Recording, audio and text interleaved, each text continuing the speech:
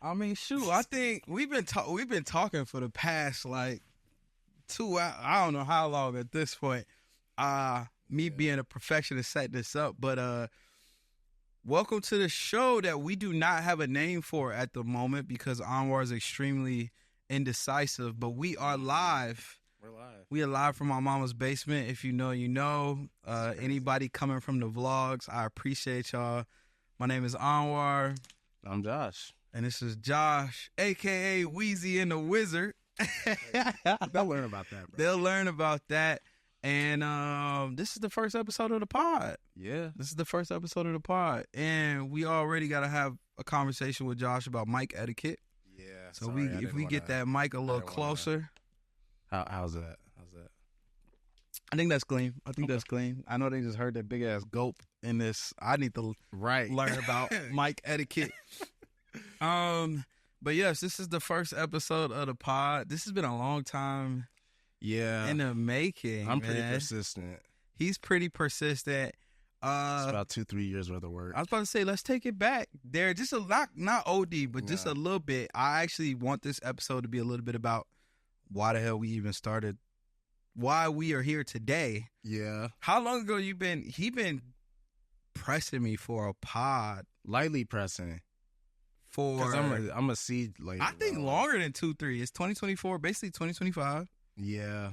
You've been talking about us doing a pod since like the 20-teens. I was about the late 18, 19. 18. I'll say 18. Like the summer of 18. Something like that. Yeah. Yeah. And so I saw a TikTok. Yeah. You sent me the other day, post-election. I'm going to leave it at that. I saw a TikTok from a good brother. By way what's dude name? I'm finna pull this up, Josh. I love the TikTok. So I saw a TikTok. I sent it to Josh and was like, damn. Yeah. I think he talking about us. And then the next day, what happened, Josh? And then my fiance sent me a TikTok that I sent to you. Yeah. And that was kind of the catalyst of it, because there's just a shift in the world happening. Y'all know what I'm talking about. And what we're here to do is just provide a little bit more variety, a little bit more options. We're not going like Cheesecake Factory options, but a good brother by the name of Christian Divine. Shout out Christian. If y'all can see that. Good brother by the name of Christian Divine. We'll call that like the bat signal of what kind of... He sent out a bat signal. Josh and I had a bunch of conversations. I had called him and vented for like 2 hours on election night. On election night, actually. And then the next day I saw that TikTok. I'm like, wow, this might be a sign. Yep. And then hours later, you get the text from the fiance. She sends me the same TikTok. And now we are here, and Omar should do it. We should do it. And you and I have been having candid conversations about life since freshman year of high school. Yeah, man. So I thought it was fitting that if I did do a podcast, I would do it with someone who always is just in the lab. Yeah, we're just locked in, man. I mean, this podcast is gonna be everything. It's really just gonna be the conversations that I would normally have with my brother on the phone, in person, live. Yeah, it's gonna be recorded now. And so that's the whole gist of this pod. We set this up real last minute as well. He set it up. I had an extra room. As y'all know, I'm a 26-year-old living in my mom's basement. It's a whole thing I'm doing on my YouTube channel that I vlog about. Stay tuned on the journey. That's a very, very, very shameless plug that I've already done twice and it ain't been 5 minutes yet. But I hit him up a week later. He was like, we should do it. I'm like, yes, let's do it. Saturday, no ifs, ands, or buts. I just got home from a work trip. Yeah. We put some stuff together. And now we have a set to run this show. Yeah, man. So feels good. Definitely was in the making for a minute. I think what I want to ask you is, I don't know if I've ever asked you this before, but like, you have been pushing for the pod for a minute. I'm curious from your perspective why you wanted a podcast. I think for me, the podcast is such like a malleable thing. I feel like it's kind of like, I don't know if you've heard that term, like brain dumping, but I see a lot of people that are like into like productivity. They're trying to get right. And to start their day before they get super organized, which is I'm definitely a victim of because I'm just like ADD, got to solve everything at once. Yeah. They just brain dump. And so that brain dump is like a blank document you make, and then you just throw in all your ideas that are coming in, because a lot of the times we get so conflicted and we get to a point with our ideas where we're trying to figure out where to start, but a lot of it is just getting it out of your head. Yeah. And so I feel like the podcast is a kind of verbal medium to be able to do that and really kind of lay out where I'm at with things. And then I can kind of pick and choose my battles from there and say, oh, let's tackle this. Yeah. And so I felt like a lot of the dialogue that we were having were valuable nuggets. But I was like, let's streamline this 3, 4, 5 hour conversation into something tangible that we can share with people, but it's really a more personal, intimate thing that you and I have always had within our friendship, our relationship, and knowing each other, and kind of doing this love letter to those conversations and being in the sense where you can reconnect and we can look back on these things, because this stuff we talked about for years, and I'm like, man, what were we talking about? Yeah. And now we have a space for that. Like, we have a space to be able to do that, and that's just something outside of just I want to do a podcast. Outside of that, it's really more so a personal conviction, and I feel like we kind of owe each other that as we talk about topics like growing and developing in your 20s and watering and creating reciprocal relationships. Not saying y'all got to start a podcast, but this is just I guess an organic way to really put that effort on display for your brother, for your friend, for your girlfriend, for your sister, whoever it may be. This is just one of those tangible ways of taking that New Year's resolution and actually sticking to it for us, because we got plenty of stuff we supposed to have been done. But it's sitting on the shelf. And so I feel like this was a real way not only to just share some cool thoughts that we have with one another, with the world and friends and community, but also this was like my stick-to-itiveness of like, let's stick to it. Let's like, we're not starting Monday. Let's just go ahead and get this going. Yeah. That's just kind of where we're at.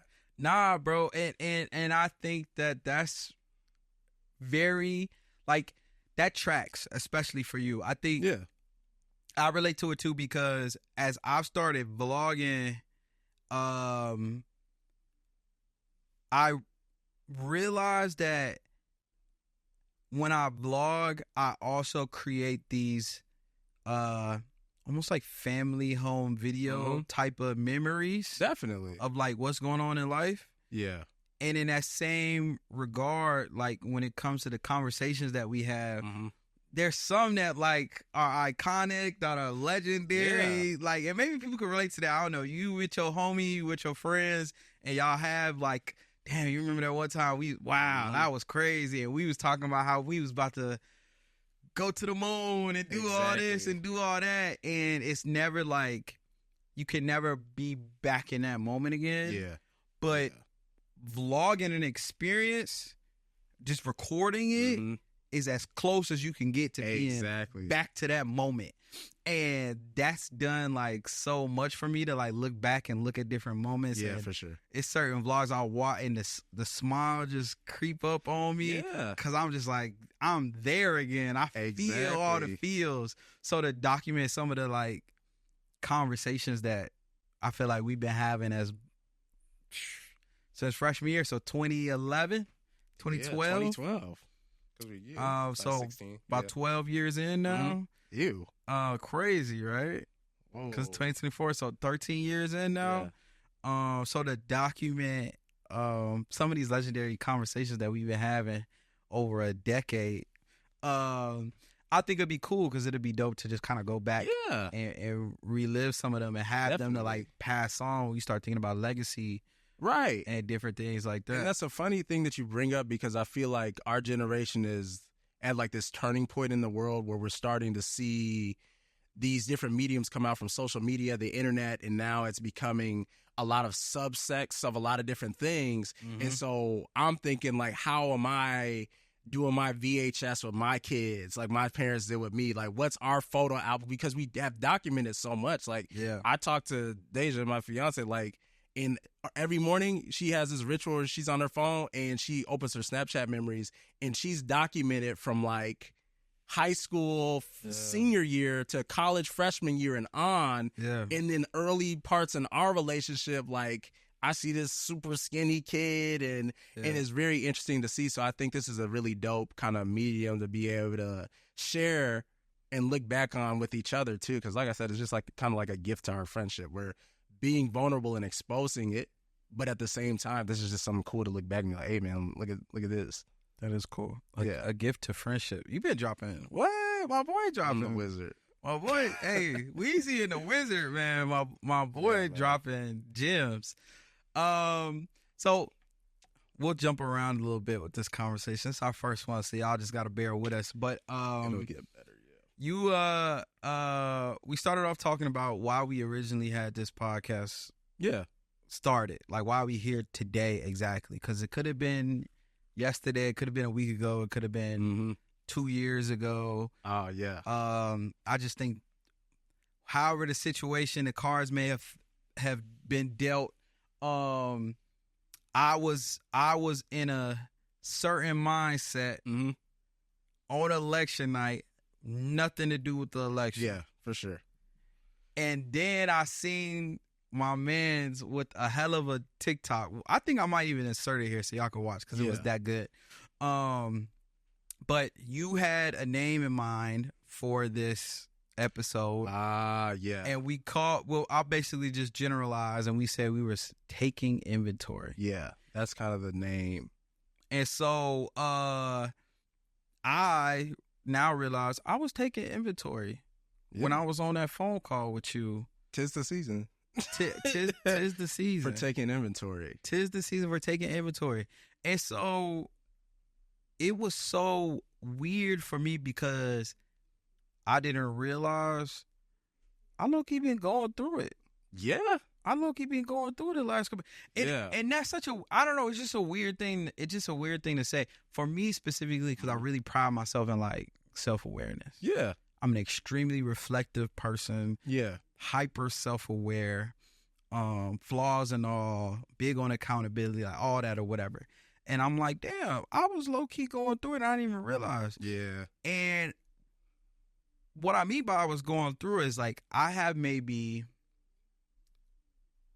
six relationships, 6 to 8 relationships, friendships. Yeah.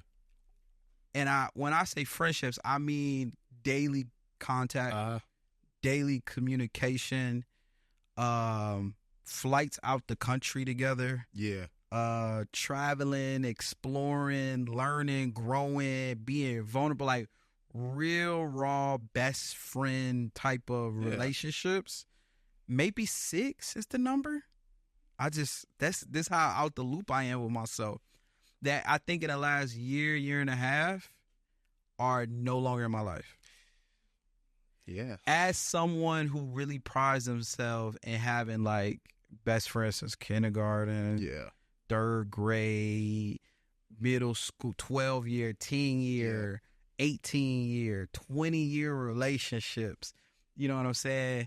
I really pride myself in like holding on to like long relationships. Yeah. And I just kind of was, I think individually I was assessing them and was like, oh, this is no longer serving me. Oh, this is no longer serving me. Oh, this actually isn't adding like maybe it used to in the past. Right. Oh, maybe this is going on, that's going on. Right. Individually, but I never zoomed out and looked at the whole like collective pie. picture. It was like, happening? I got a whole day. I got a whole, I don't talk to a lot of people daily. Yeah. You know what I'm saying? So I had a whole camp. Yeah. A whole camp of people that was like my squad that I just slowly but surely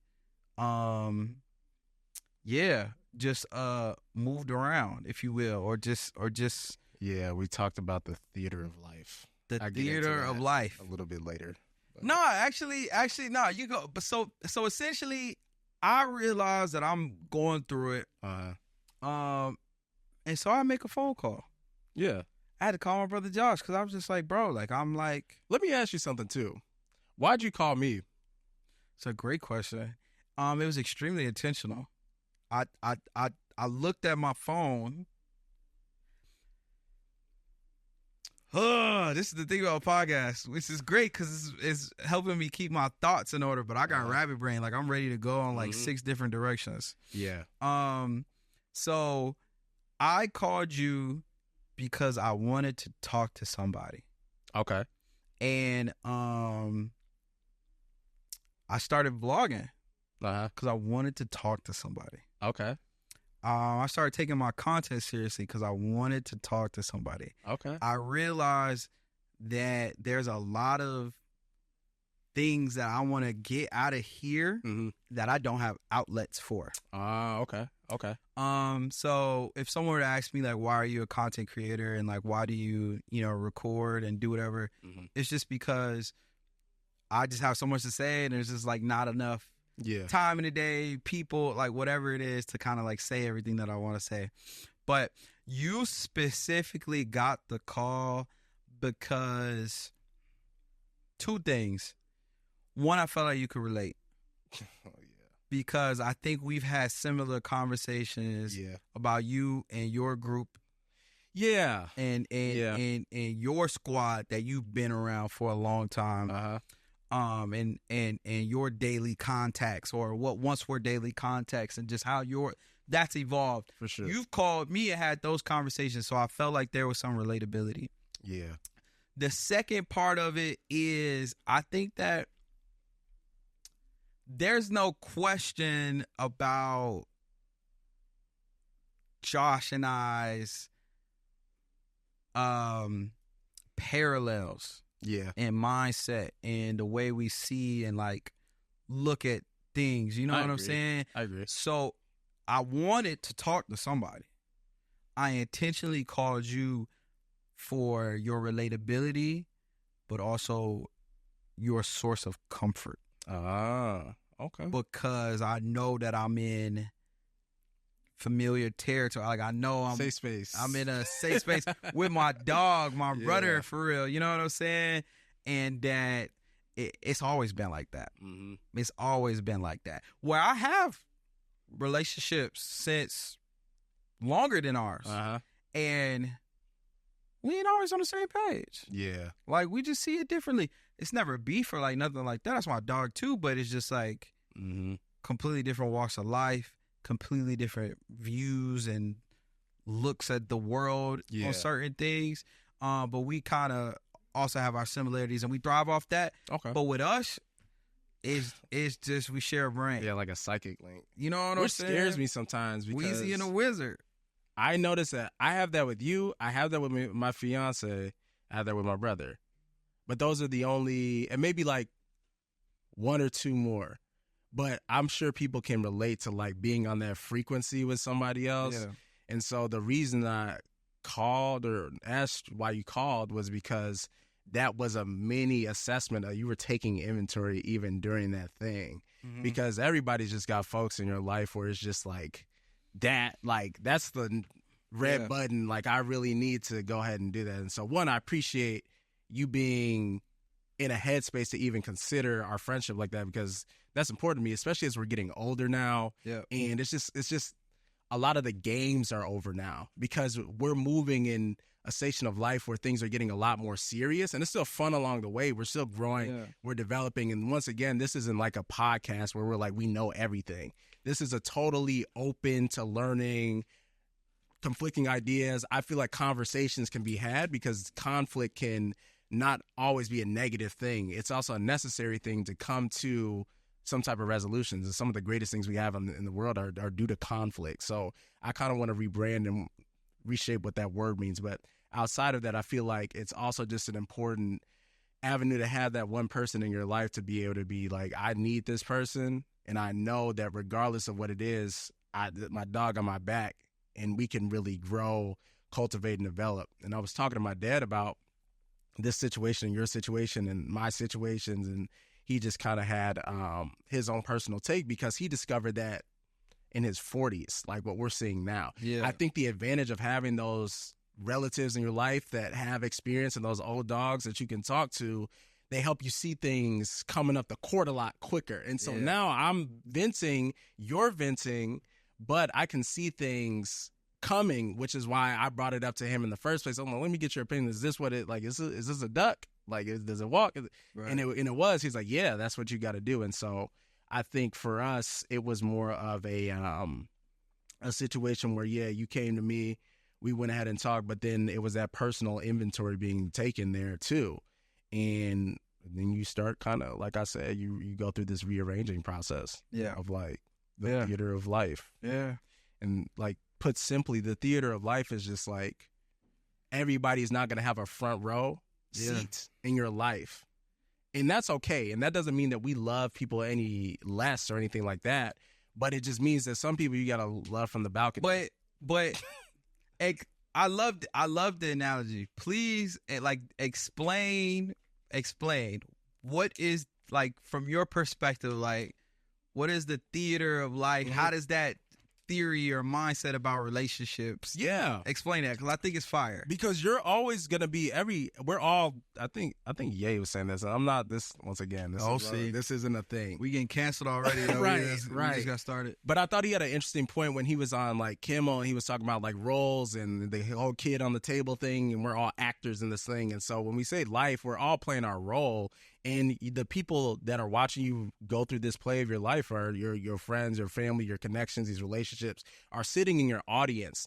And a lot of the time, we got people in the front row and they're not clapping for you. Yeah. Like, they're not clapping for you. Yeah. But you've got them there because in your mind, they've always been that person to clap for you. We were clapping together. At one point, we're going through school. I'm cheering you, you cheering me. But then there's a natural kind of descent in relationships that happens when you don't continuously water them. And so what I started noticing with a few of mine is just like the lack of reciprocation and the feeling of you not pulling your weight. Like, you see that tandem bicycle and then y'all both paddling and then you start feeling like, okay, they're kind of coasting, they're kind of chilling. I know we've all been on that side where why do I have to be the person that always come up with the idea and da-da-da-da-da. And this is just a real kind of like moment of just like we're talking about being aware and self-checking. Like, I got to check myself when I'm looking around, because am I creating a space and a habit where I'm the one putting in all the work and I'm letting people know it's okay that I'm putting in all the work. Yeah. And so then what happens is that these people get accustomed to you putting in all the work while they sit back and reap the benefits of that, and they're okay with it. And sometimes it's intentionally malicious, and then sometimes it's not necessarily malicious on purpose, but that's the side effect of it. That's how it comes off. And so we're placing these people in our front row because we're just good people, and we drank the Kool-Aid of our friendship. Yeah. Like, hey, that's my dog. First grade, we locked in, and I'm drinking that Kool-Aid, and then he's not drinking it anymore, but I got this person in my front row. And so with that theater, you have to start rearranging the seats of where folks are at. And the next time the play comes and we open the door, that seat A is now a seat F. Yeah. It's a G. It's sometimes it's a nosebleed. And that's not a malicious or bad thing. And I think we have to kind of normalize being okay with setting boundaries with people and understanding that it's okay to put yourself first in a lot of situations, especially when you're a giving person, and you're one of the most giving people I know. Yeah. But unfortunately, there are individuals, whether they realize it or not, where they move like Oz, shout out to Penguin, and they're going to take advantage. They're going to take advantage of that. And you don't realize it because this is what you do. That's your character. Yeah. That's how your parents raised you. Yeah. And we're cut very similar. Like we host, we put on for people. Yeah. You see my dad when he does a whole party, he thanks everybody for coming out. And that's personal for him because in his mind, he's like, y'all could have been doing anything else. And you thought of us. So I want to celebrate and commend you on that. And so whether you take that relationship or like that or not, it's still a matter of how you move as a person. But you have to check yourself to the point where it's not becoming detrimental to yourself now. Yeah. Because you're the one who ends up getting hurt feelings because I'm putting in this work, and he letting me know that I've been out your life, or I've been out the door on you for a minute. Yeah. But you're the one chasing up behind people. Yeah. You're the one setting the dates. You're the one creating the events, and nobody's coming. And so that's the whole theater of life thing, is just making sure that you're constantly checking those seats, and also being okay with the fact that it's always going to be a continuous rearranging process. We're always going to be taking inventory. You know how they talk about the whole winter arc thing? Yeah. I think this is like one of those necessary parts, because just like the podcast, it's kind of a theme where you and I are going on a trip right now. We pick the destination. That's the very first thing you do. Where are we going? And which is here now. And then the second thing you do is, let's pack the bags. What do we have? Okay, do we need this? Are we missing this? Do we need to add a little bit of this? Did you pack this? You're checking your inventory. And so that's just kind of like one of those essential things that you got to do. Nah, I mean, I thought the concept of a theater of life was cool. And definitely it's like, you know, it's yeah, man. You got the diehards at the theater that want to be up close. Mm-hmm. You know what I'm saying? They really want to see the show. They damn near want to be on the stage and a part of it. Exactly. You know what I'm saying? Mm-hmm. And then you got other people that just, you know, maybe they came with a friend, or they just, you know what I'm saying? And I think to look at your relationships in life in that same mindset is just, I don't know, it's just very different. Yeah. You also talked about the boundaries thing, and so essentially now I didn't cut off 6 people. Yeah. I go and I can reflect on it now that I've seen the whole picture. Of course, my big sister Imani is always right about me. And so Imani says that I do like a blow up thing. And she always tells this story about how I lost all my friends after high school because of Drake. And so I was in a group chat with 15 dudes from high school, mainly a couple fellas from the football team, and all them types. The ones across from my neighborhood, they live across, not necessarily by the school, but across from the neighborhood. All them Johns, right? And this is post senior year. This is not deep in the summer. This might be May, June. So we ain't even a month, 2 months out of school.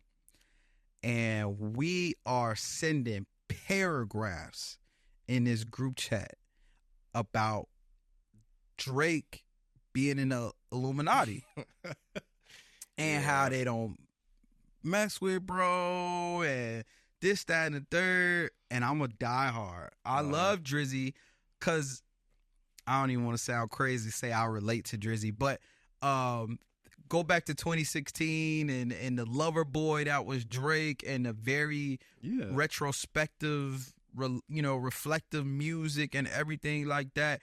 And he also, now he feel like he on the mountaintop, but I feel like he was still climbing the mountaintop back in 2016. Right. And so just that mindset of just like, you know what I'm saying, this young dude figuring out his love life and also trying to get to this place career-wise, and that whole journey, I was eating it up. It was like, what? This is exactly how I see the world. I think that was the peak for you, too, because I noticed that changed senior year.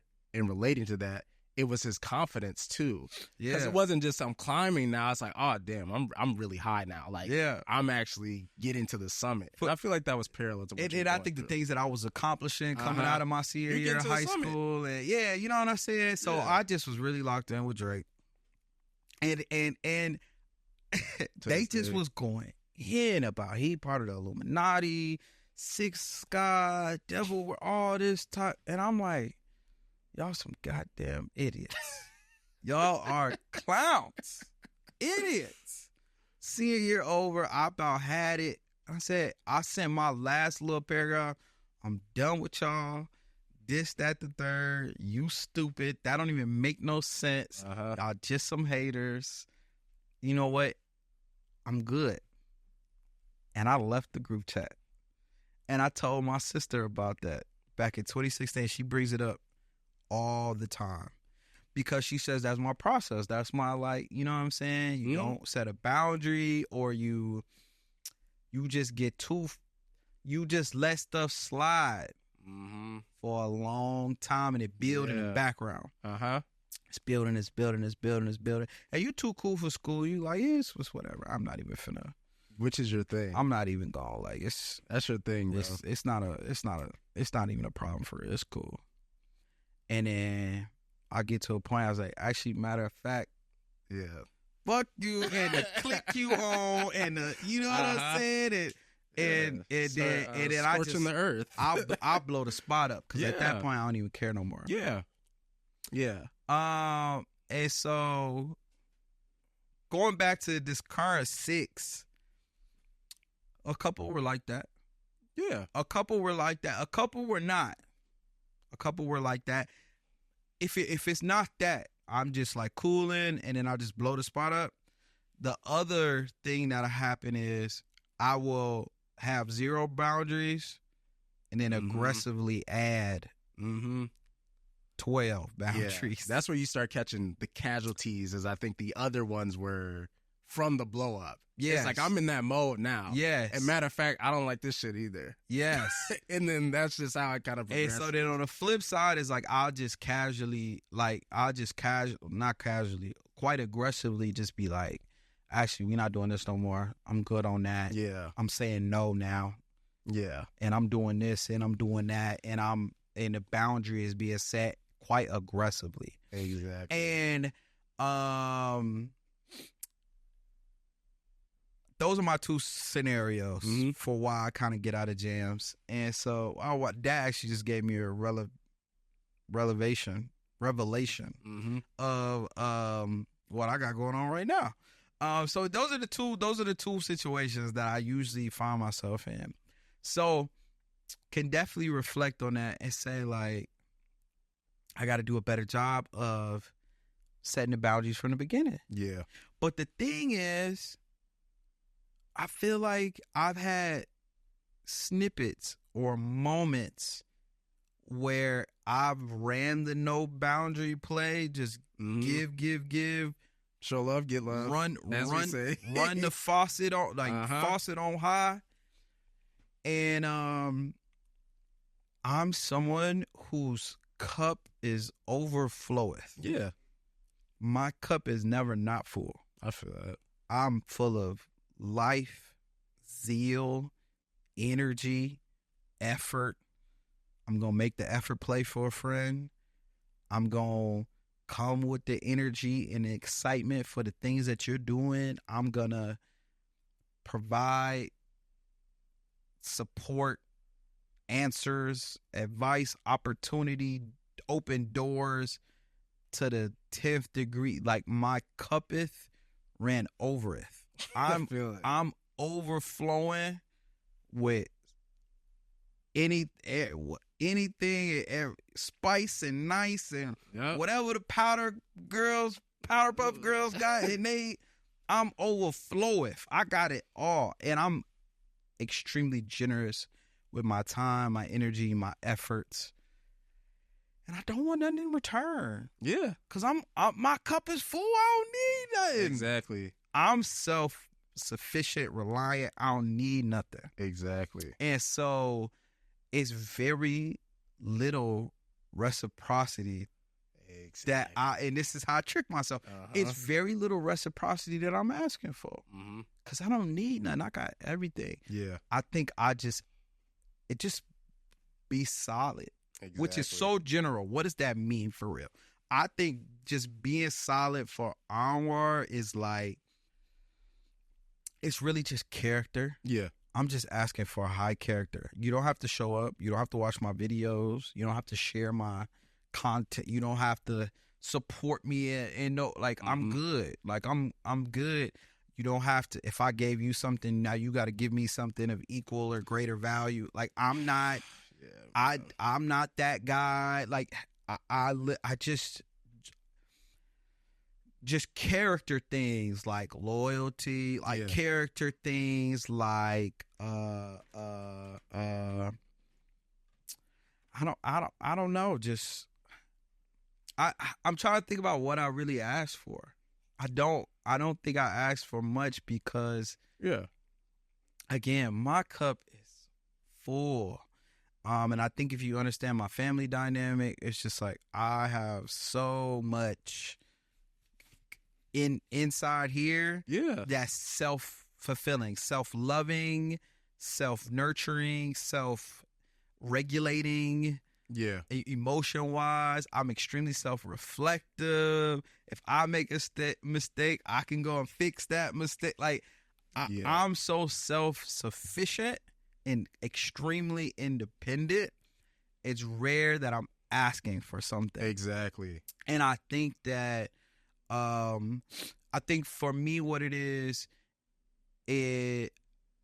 I give things based on merit and character, and when I start to see like low character, like you asked me for some bread and you lied to me about what the reasoning for it was. Yeah, stuff like that. Stuff like that. You said that you needed me for something, but you actually kind of manipulated the situation to make you seem like the victim, and I had to come in and help my poor friend when that wasn't the case. And they're taking advantage. Now I'm being taken advantage of. Exactly. And I done gave you the world. And that's why I said you and my dad are very similar. And you took advantage Because of you're very me. like heart on your sleeve people. Yes. Champion for the people. Yes. And your cup is full because of the fact that that's what feeds you, is being there for 1000%. other people. You don't, that's not what you do.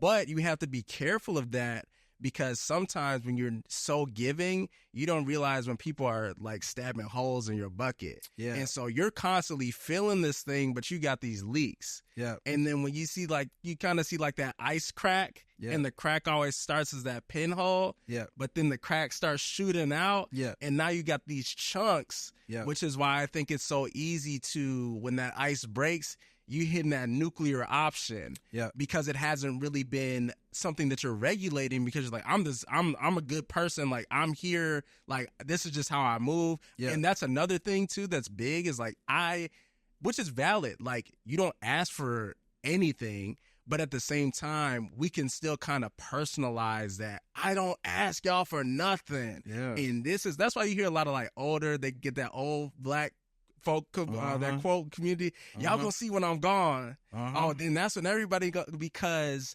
we do the things that we do because that's the role that we play, and we don't necessarily search for recognition for it all the time. But it's also nice to still be recognized, bro. And it's okay to admit, like, yeah, that feels good. Like, I like being recognized. That's why people work for, a lot of the time, it's not just for money for people, it's status and it's recognition, because people want to know they're doing a good job, even though you're not seeking it out. Anwar, yo, I appreciate you setting this up. Whether you wanted me to say that or not, that's a feather you put in your cap. Like, oh, that felt good. Yes. And so when you don't check it and you're just overly giving, we can create a false narrative or a false reality in my mind. Like, everybody's like this when they're really not. And then because even though you're this full guy, you're still human. And you're going to have those emotions.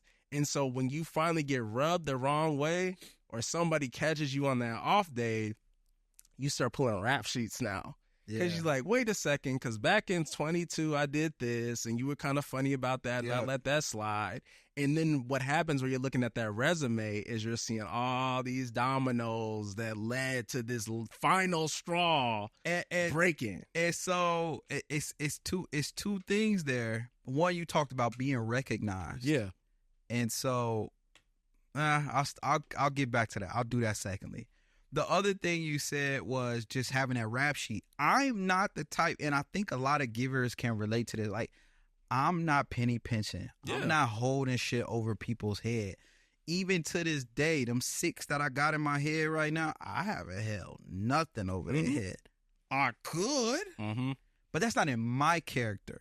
That don't make me feel good. You know what I'm saying? So we're not gonna do that. But I remember everything. So when I do get to a situation and we're like, oh wait, I'm being taken advantage of. So now we're dealing with poor character. That completely shifts everything. And now I got this whole catalog, and I'll just be like, wait, but this and that. I'm like, damn, you would do that to somebody who did all of these things? Exactly. That's crazy to me. So when you're a giver, I think your currency is different. 100%. It's not, and that's what a lot of people 100% get. Is like, it's not that, and that's just how I was raised, because I come from a family of givers. You've seen, like, my Aunt Mel, like, she's the biggest, man. The biggest. We out for dinner. She pays. She sees a customer, pays for their meal. Yeah. Like, just off the strength of that's just who she is as a person. She gave so much to me that summer that we worked that internship, you want to call it? Yeah, it was. You know what I'm saying? She gave so much to me. She damn near gave me more than she gave you. And yeah, bro. You know what I'm saying? And but the currency, her currency is just a thank you. She was the it's kindest. A thank you. Yeah. And that's all it is. And she's not, and not she even offered like me a gig. I'm thinking about it now. She offered me a whole gig afterward, and I'm like, wow, she really appreciated the work and everything. Exactly. And so that currency is different for givers. It's just like, if you got people that are giving in your life, yes, you got to be careful, because they're never going to say, you owe me. But we have to have, and I think the key term here that we're just talking about is just overall self-awareness of your actions. And so, like I said, like, hey, I'm responding and I'm reciprocating. I got to ask Anwar what's going on, too. Even though it's not necessarily a conscious thought, because I know Anwar is a giver. When you get involved with the giver, you can kind of get used to just dumping on you, unloading on you. And I know you're not going to say nothing. And vice versa. Like, I'm going to let you just go ahead and get it out, bro. Like, I know this is your thing. But you also have to grow. And it's a maturity thing, too. And you have to be emotionally intelligent, too, to understand, hey, I got to tell Anwar, thank you for this. I got to, make sure that he feels appreciated. Not just because it's a transactional thing, but it's because I value our friendship, and that's a way of, like, showing that. So let's talk about that. So when you are the big homie, which I have been, that's just the term we'll use. I've been in a lot of my relationships, or on the flip side, you're on the receiving end of being the big homie, because I've done both. I've been the big homie, and I've had big homies. Shout out to my big sister, Imani, who is my first and forever big homie. My cousin Ty, shout out Ty Moore, another big homie. You've been a big homie to me at times. Like, so I've experienced being the big homie, and I've also been the big, and I've also have had big homies. Yeah. I think people show things, people respond to the big homie differently. Yeah. And what I mean by that is, you're absolutely right. The part of the character is, I gotta show gratitude. Yeah. I gotta show love. I gotta show gratitude. I'm extremely thankful. There's another part of it when you have the super giving friend that I will call the big homie, right? There are several different types of reactions to it. And so I want to clarify this part, because I think when I say, like, I don't even ask for, like, what does that mean? You know what I'm saying? Yeah. And I think that there are types of friends that still make an effort anyway. Like, I'm curious where you think that you might identify, but, like, you have I just got to show gratitude. Like, I'm very great. Like, let me make sure I say thank you. Let me vocalize that. Like, I really appreciate you doing this, helping me get this gig, putting me on with your friend, helping me out, like, whatever it is. Yeah. There's the other type of friend that is, like, on a reciprocity tip. Yeah. And I even see this even, like, in cultures of friend groups. Sure. And so the reciprocity tip, it's not just like, oh, I'm going to say thank you. It's like, wait, you did something for me, now I got to do something for you.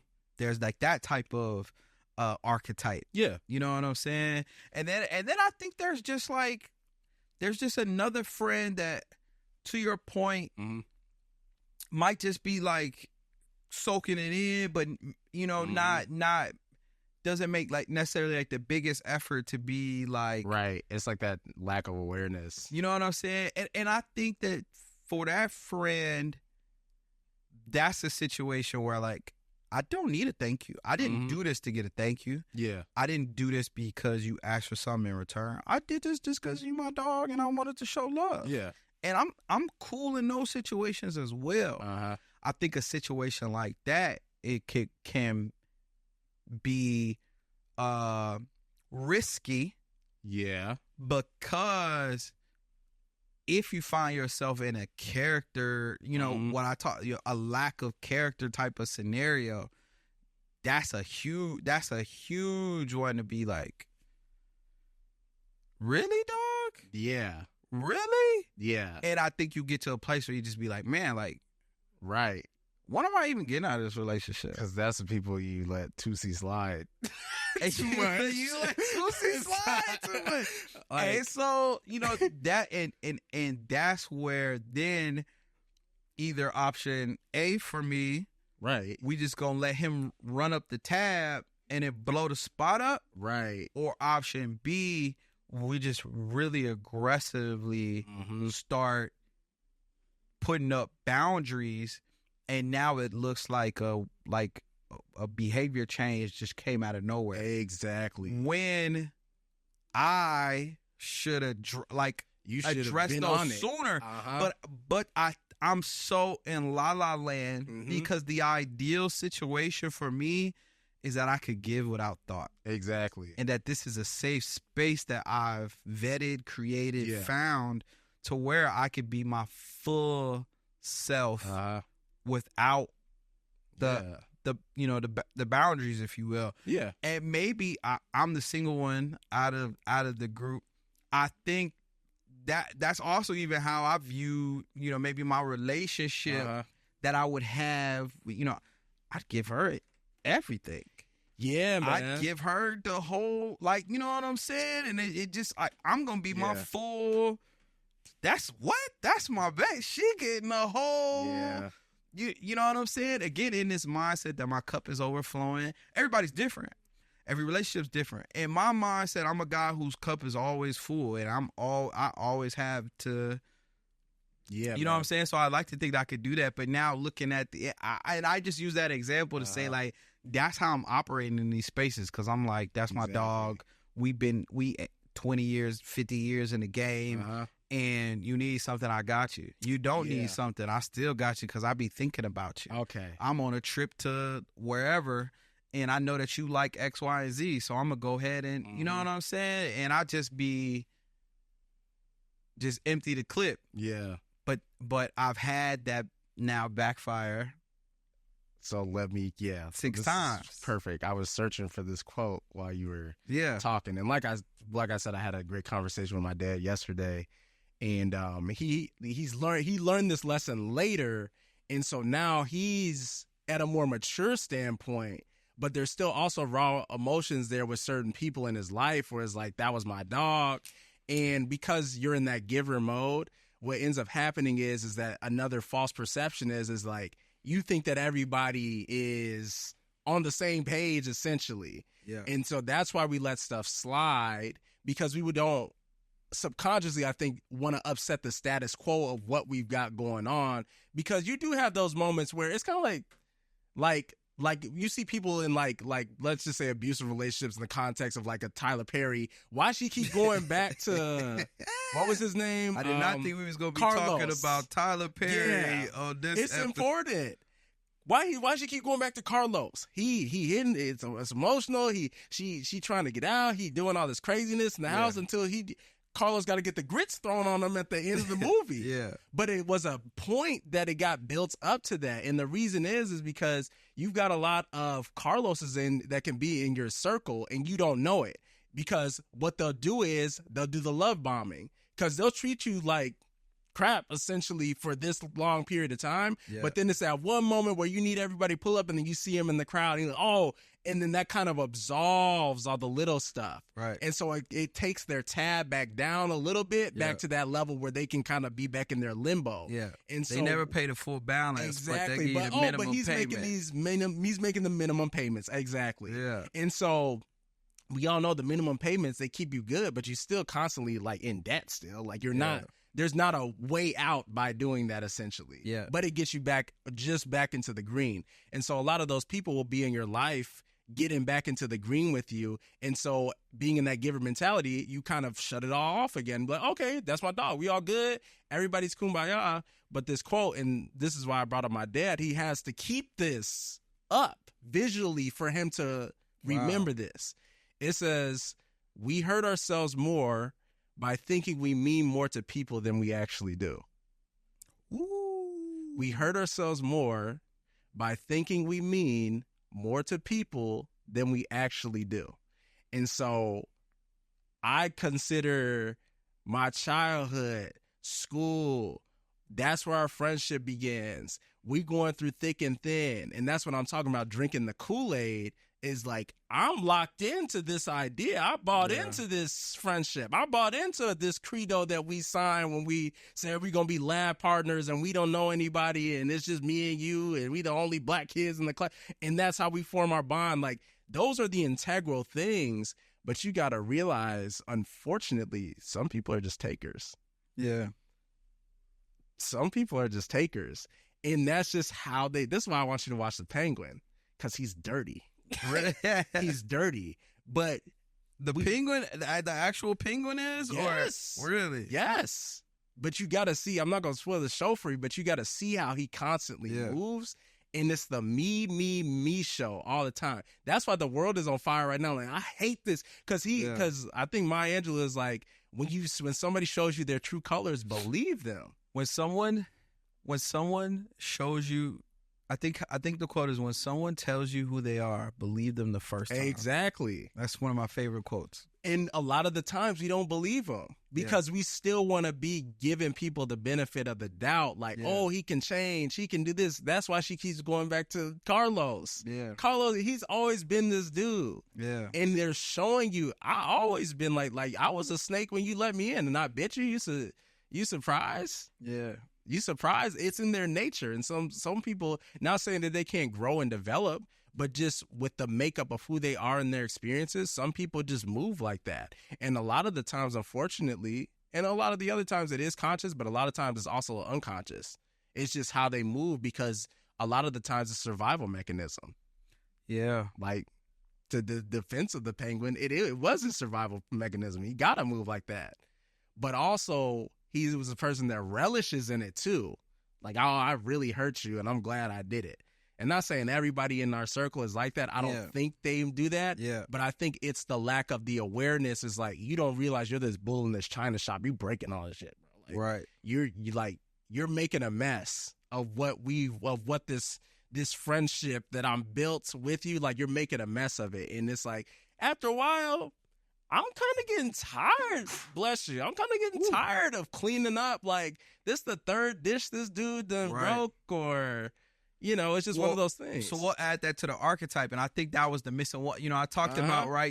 Just like, hey, I'm going to show gratitude. I'm actually going to show reciprocity. Mm-hmm. You had me, I got you. And then you have, the taker is definitely in there. I also think there's the taker that lacks self-awareness. Exactly. And I think that's a tough one too, because they mean well. Yeah. I think there's often, and the phrase that I've been saying all 2024, two things can also be true. Like, or two things can be true at the same time. Yep. You know what I'm saying? Someone can mean well, be very positively spirited, but also got you fucked up. Yeah. And so they about to find out. Yeah. You know what I'm saying? Yeah. And I think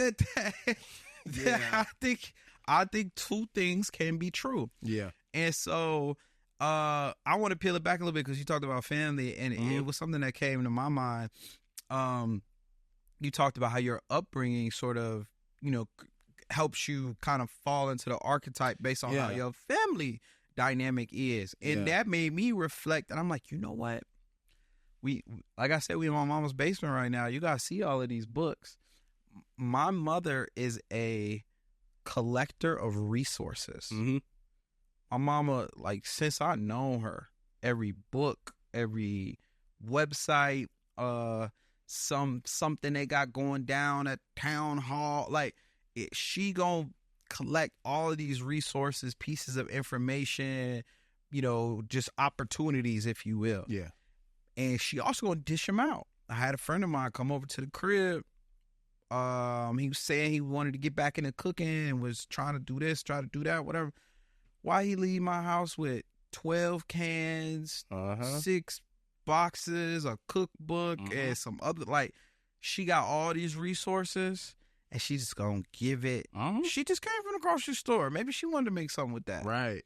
But her cup is overflowed. Like, you know what I'm saying? She got so much to give. Exactly. She just be giving it, and I think I get it from a lot of my personality and the way that I go about my relationship with my mama. And it's just super interesting. You was talking about Aunt Mel, and I'm just like, Aunt Mel's like that. That comes from my grandmother who recently passed. God rest her soul. Yeah. And we just did her balloon release on Thursday because her birthday was on the 14th. Yeah. Miss you, Grandma. But I got to see beautiful, not just her impact, but also how she influenced the rest. She's like the matriarch of our family. Like, and that's how my aunt moves. Yeah. That's how my dad moves. And I'm my dad's son. He passed that on to me. Yeah. And my mother, also another you marry your mother, like very generous, giving, shirt off your back. Yeah. She and I tell her, I'm like, you kind of put people before you to a fault sometimes. Yeah. I'm like, you gotta really, and that's one of those things. Yeah. Because she's one of those, she's an extreme giver, but she's also one of those silent givers too, where she's like, I don't want recognition because I kind of think recognition is negative in the sense that I'm not doing this for my personal vanity. And she's God-fearing woman, very spiritual. She's like, that's not my purpose. Like, I'm a vessel to spread this positivity to other people. Yeah. But at the same time, like I said, we're all human beings.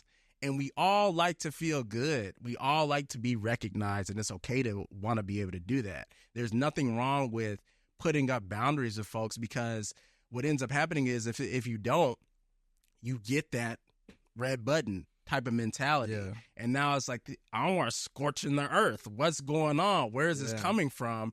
And so you're a giver, but you're not impervious to the effects of the taking either, is what you have to be aware of. Yeah. And it's okay to like check on yourself, bro. Like, I'm a giver, but I'm not a goofy. Exactly, bro. You heard? Yeah, don't be a goofy. Like, you gotta be in a state where it's like, let me make sure. And I know all my friends, and I won't even say friends, but like my relationships, because I view those things as separate now. I've got relationships and I got like friends. Yeah. But every friend is not going to be somebody that I've got like a strong, super relationship with. Like, you're my brother. Like, we just didn't come out the same place, but like, and that's like, there's very few spots. Yes. Like, there's very few spots. Like, you're about to be like my best man in my wedding. Right. With my brother, my blood brother. Yeah. Like, they're cohabitating that spot together. That's real. And so, but you didn't just get there, because I didn't even meet you till high school. High school. But you have to just get to a point, and I feel like I'm getting to a point of just the seriousness as we continue to do life, is that you have to have those ones that are pouring into you and you're watering them right back too. And that's a lot more fruitful of a relationship for me than it is to have a million people that are like, hi, bye. Well, what I would say is, and this is what something else that you said made me think about. For me, when I say I don't ask for anything from anybody, that's very true. But there are people that I ask for things from. Yeah. I ask a lot out of my big sister. I ask a lot from her. You know what I'm saying? Yeah. But that's a very special relationship. Yeah. I ask a lot from my little sister. Yeah. I ask a lot from Nia. That's a very special kind of, relationship. We started a business together. We asked a lot from each other. That's a special kind of relationship. I think that, fortunately, to your point, is very limited spots, but those are relationships where I think reciprocity is big, but also not big, because naturally, because I would say I have a good picker overall, naturally, those relationships are reciprocal. Yeah. That's how you get to that spot. Exactly. That's how you get to be best man at your boy's wedding. Exactly. You know what I'm saying? Because it just naturally, those things are happening. It's weird when you get in a situation like that and then those things are not happening. Yeah. You definitely can open yourself up to disappointment. But I think that there's like levels to friendship. And so it was like some lieutenants in the, you know what I'm saying? It wasn't no commander in chiefs, but it was some lieutenants out there that I was just like, whoa. Yeah. You moving funny, dog. What's going on? Yeah. But I totally understand what you're saying, where I think that there is a difference in I think that I am myself in every relationship though. For sure. And that faucet is on. Yeah. And what I don't even know you and you getting stuff from me. Exactly. You know what I'm saying? I'm just giving, Uh-huh. and I don't even know you. That's just my character. Yeah.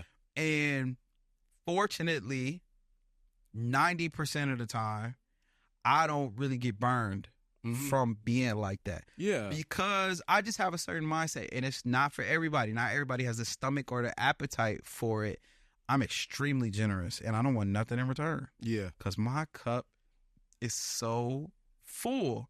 And so whether you're the commander, the lieutenant, the whatever, you're going to get that from Anwar. And I think that my the opportunity for disappointment, that's what changes. It's high. That's what changes. But my behavior doesn't change. Maybe it should. I'm still evaluating my stance on that. But you're gonna get this generous Anwar top to bottom. Maybe if you ask me for bread and I don't know you from a can of paint, that's like the amount that you could get could be different. But you might actually get some bread off the. You know what I'm saying? Like, vary the situation, whatever it is. But I just show love to people. You know, you need some help, whatever. But I'm saying is, I'm just gonna be me, top to bottom in this hierarchy or theater of life. I feel that. Whether you in the front row or you out in the bleachers, I'm gonna give you a show, baby. Yeah. I'll go put on. You know what I'm saying? Wherever you at, you about to I'm gonna give you this Beyonce world tour. That's what you've always performance. Been yeah. You know what I'm saying? And so I gotta see what's up with that one. But what I'll say is, what can vary in that theater is the people in the front row.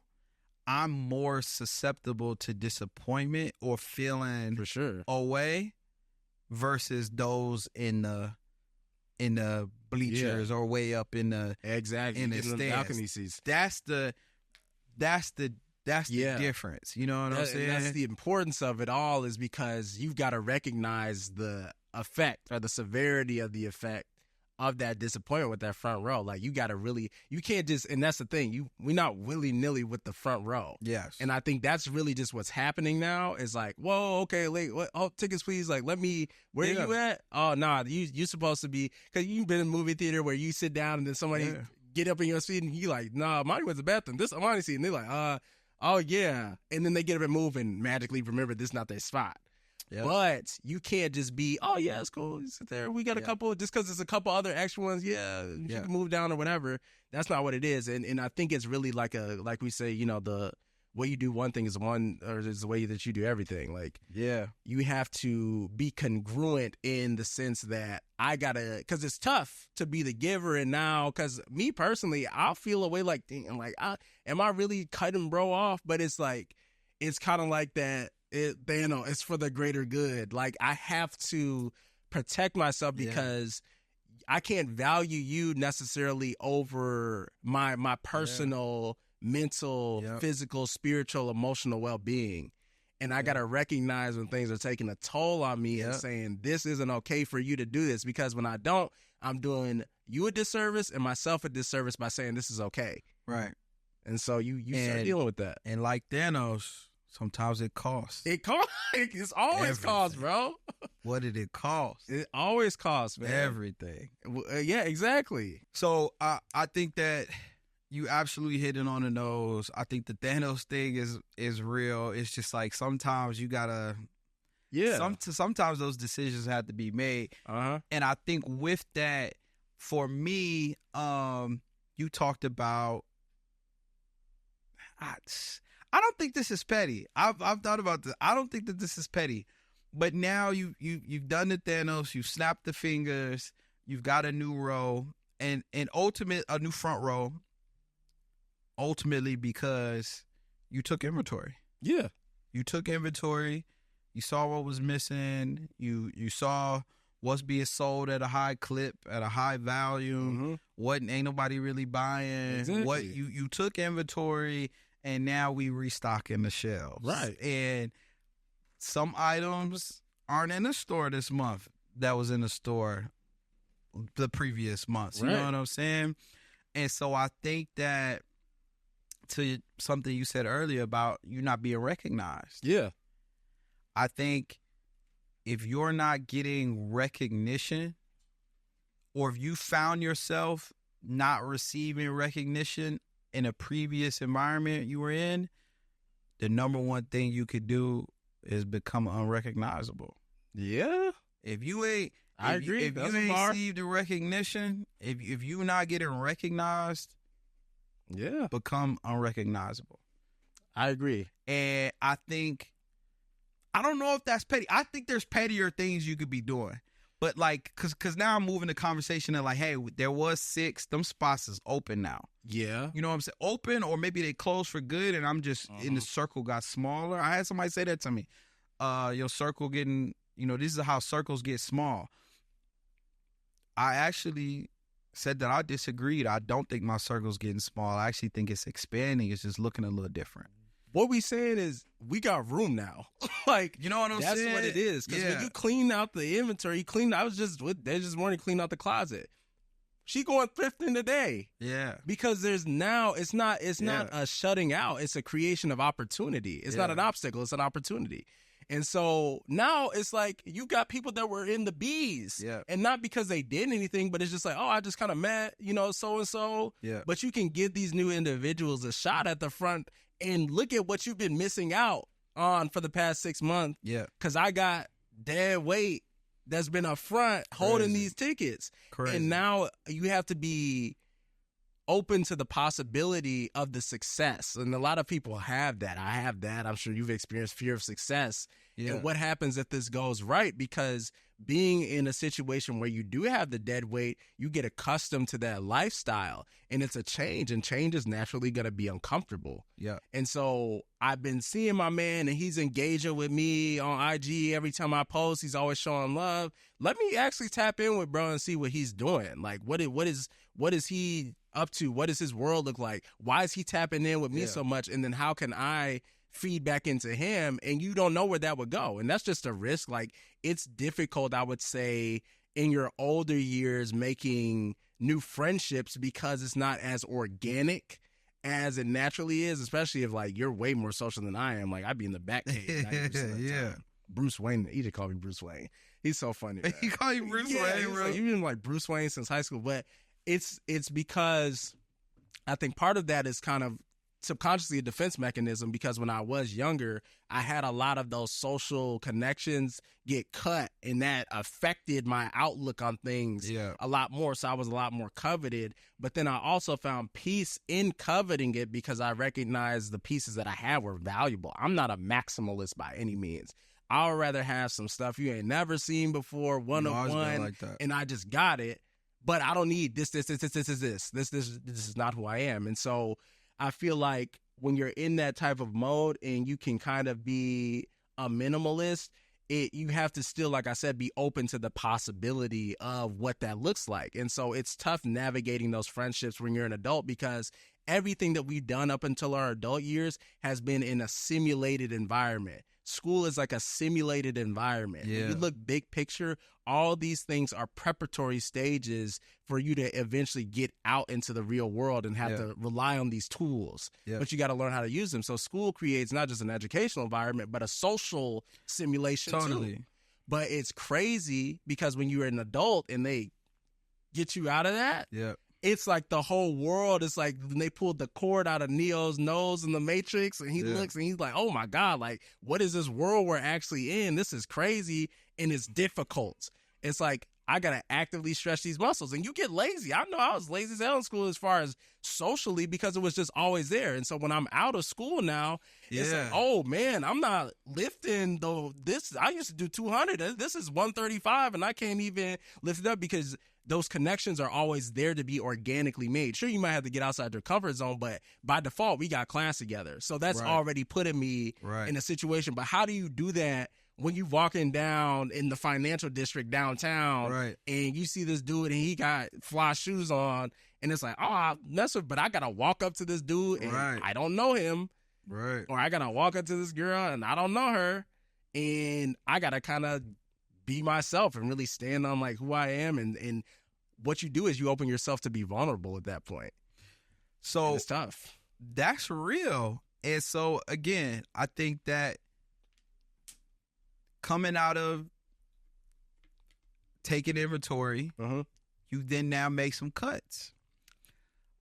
One, what goes into kind of deciding to make a cut? Because I think we just skipped over that. I think for me it was, I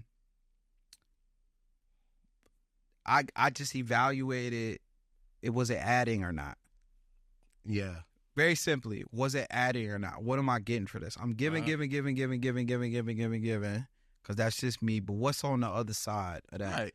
You know what I'm saying? And so then I think naturally you look at the P&L chart, the profit and loss, you know what I'm saying? And like, there ain't no lump sum and residual. we in the red. And I'm like, wow. And then on top of that, I think in a lot of those situations, it's just like, again, the character thing, I'm just huge on. Big character guy.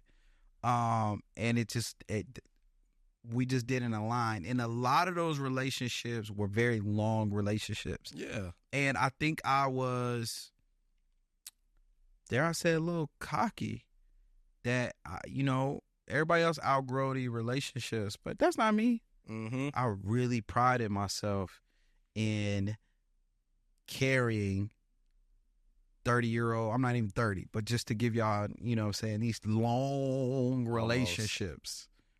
I was very, very, almost as crazy. I was very prideful that like, hey, day one. Me and so-and-so, we day one. We known each other for however long, this long, that long, da-da-da-da-da. That was almost a personality trait. Yeah. Tell me about yourself. That might have been in my top 5. You know what I'm saying? I have such a sense of pride around the longevity of these relationships. Yeah. So I'm like, are you just keeping this around just so you can feel, you could just say that you've had this long relationship and that'll make you feel good about yourself? Or are you actually proud of this relationship that you're building with this person? Yeah. You know what I'm saying? And so I think taking inventory and being reflective and going through that rap sheet, not in a mindset of I'm holding all these things over your head of what I did for you, but in a energy in, energy out, and really not even looking at the past. So really the rap sheet wasn't even that much of a factor if I really think about it. Where do I want to take this relationship? Exactly. Where am I going to be in 10 years? And how does this personality, mindset, and energy complement that? Yep. Sync with that, right? And also the present. The present and the future was far more considered than, oh, I did all this shit for you and you ain't done shit for me, so it's over. Yeah. That wasn't that. It's, maybe I'm not happy with where I'm at right now. You know what I'm saying? Yeah. That's real. There's some things that I want to achieve, some places I want to go, things I want to do, and I haven't done them. Well, everybody around me hasn't done them either. And on top of that, 10 years from now, this is where I want to be. And these are the things that I want to do. Right. And everybody around me ain't talking, looking, or thinking about the world that way. Yeah. Oh, shit. You got to go. Yeah. You know what I'm saying? And I think that's how that happened. Yeah, which is fine. We had that whole oak tree analogy conversation. And like I said, people don't have a... They're like, there's not, we're not saying like you can't grow. Yeah. But if I'm growing, Yeah. I gotta be in good soil right now. Yeah. And if you're a weed and you're this shrub and you're staying at this height and got all these weeds going, it's toxic Yeah. to my growth. And so I have to be in a situation where I'm around other trees that's growing. Trees give oxygen. Yeah. Like, I need to be in that environment. And a part of that is recognizing where I may have to like go repop myself somewhere else right now. Yeah. And that doesn't mean I stop. Once again, I don't have any less love for the balcony seats. It's just more so your effect on me is different. Yeah. It's not how I affect you. It's personally for me and how you make me feel, what your level of strength or access that you have to me, that has to be shifted, because I'm going in this direction and I got to make sure that the people in the front are in alignment, which is another word we always say. Yeah. They have to be aligned with where you're going. And if they're not, then you need to rearrange and recognize. One, you recognize, and two, step two is rearrange. Yeah. And that's just it. It's very simple. Like, you have to really look. And it's a simple thing, but it's a difficult thing at the same time. Simplicity is most often difficult. 1,000%. I'm gonna be dramatic, which y'all better get used to it. But like my own vanity almost killed me. Yeah. Because I swear to this day still, because I still got some long relationships. Yeah. But like, to be able to say I've had a 20-year friendship, I have an 18-year friendship right now, I get a lot of kick out of that vanity metric being in my resume. Exactly. You know what I'm saying? And I think I was holding on to that more than like, damn, I'm getting more out of saying that we've been friends for 18 years than I'm getting out of the friendship that we've had for 18 years. Yeah, man. And I'm like, are you tweaking, bro? Yeah. So taking inventory was like, okay, boom. And so now you have the conversation with the person or whatever the case may be, and you kind of moving on from it. And I think when it becomes unsalvageable, when it gets a little whatever, like, you know, whatever the case may be, I think, to what I said earlier, is just like, if you're not being recognized, become unrecognizable. Yeah. And it's really been I just feel lighter. Yeah. I feel lighter every time that I've had that. It's been about a 18-month, like, you know, it's like a year and a half period between.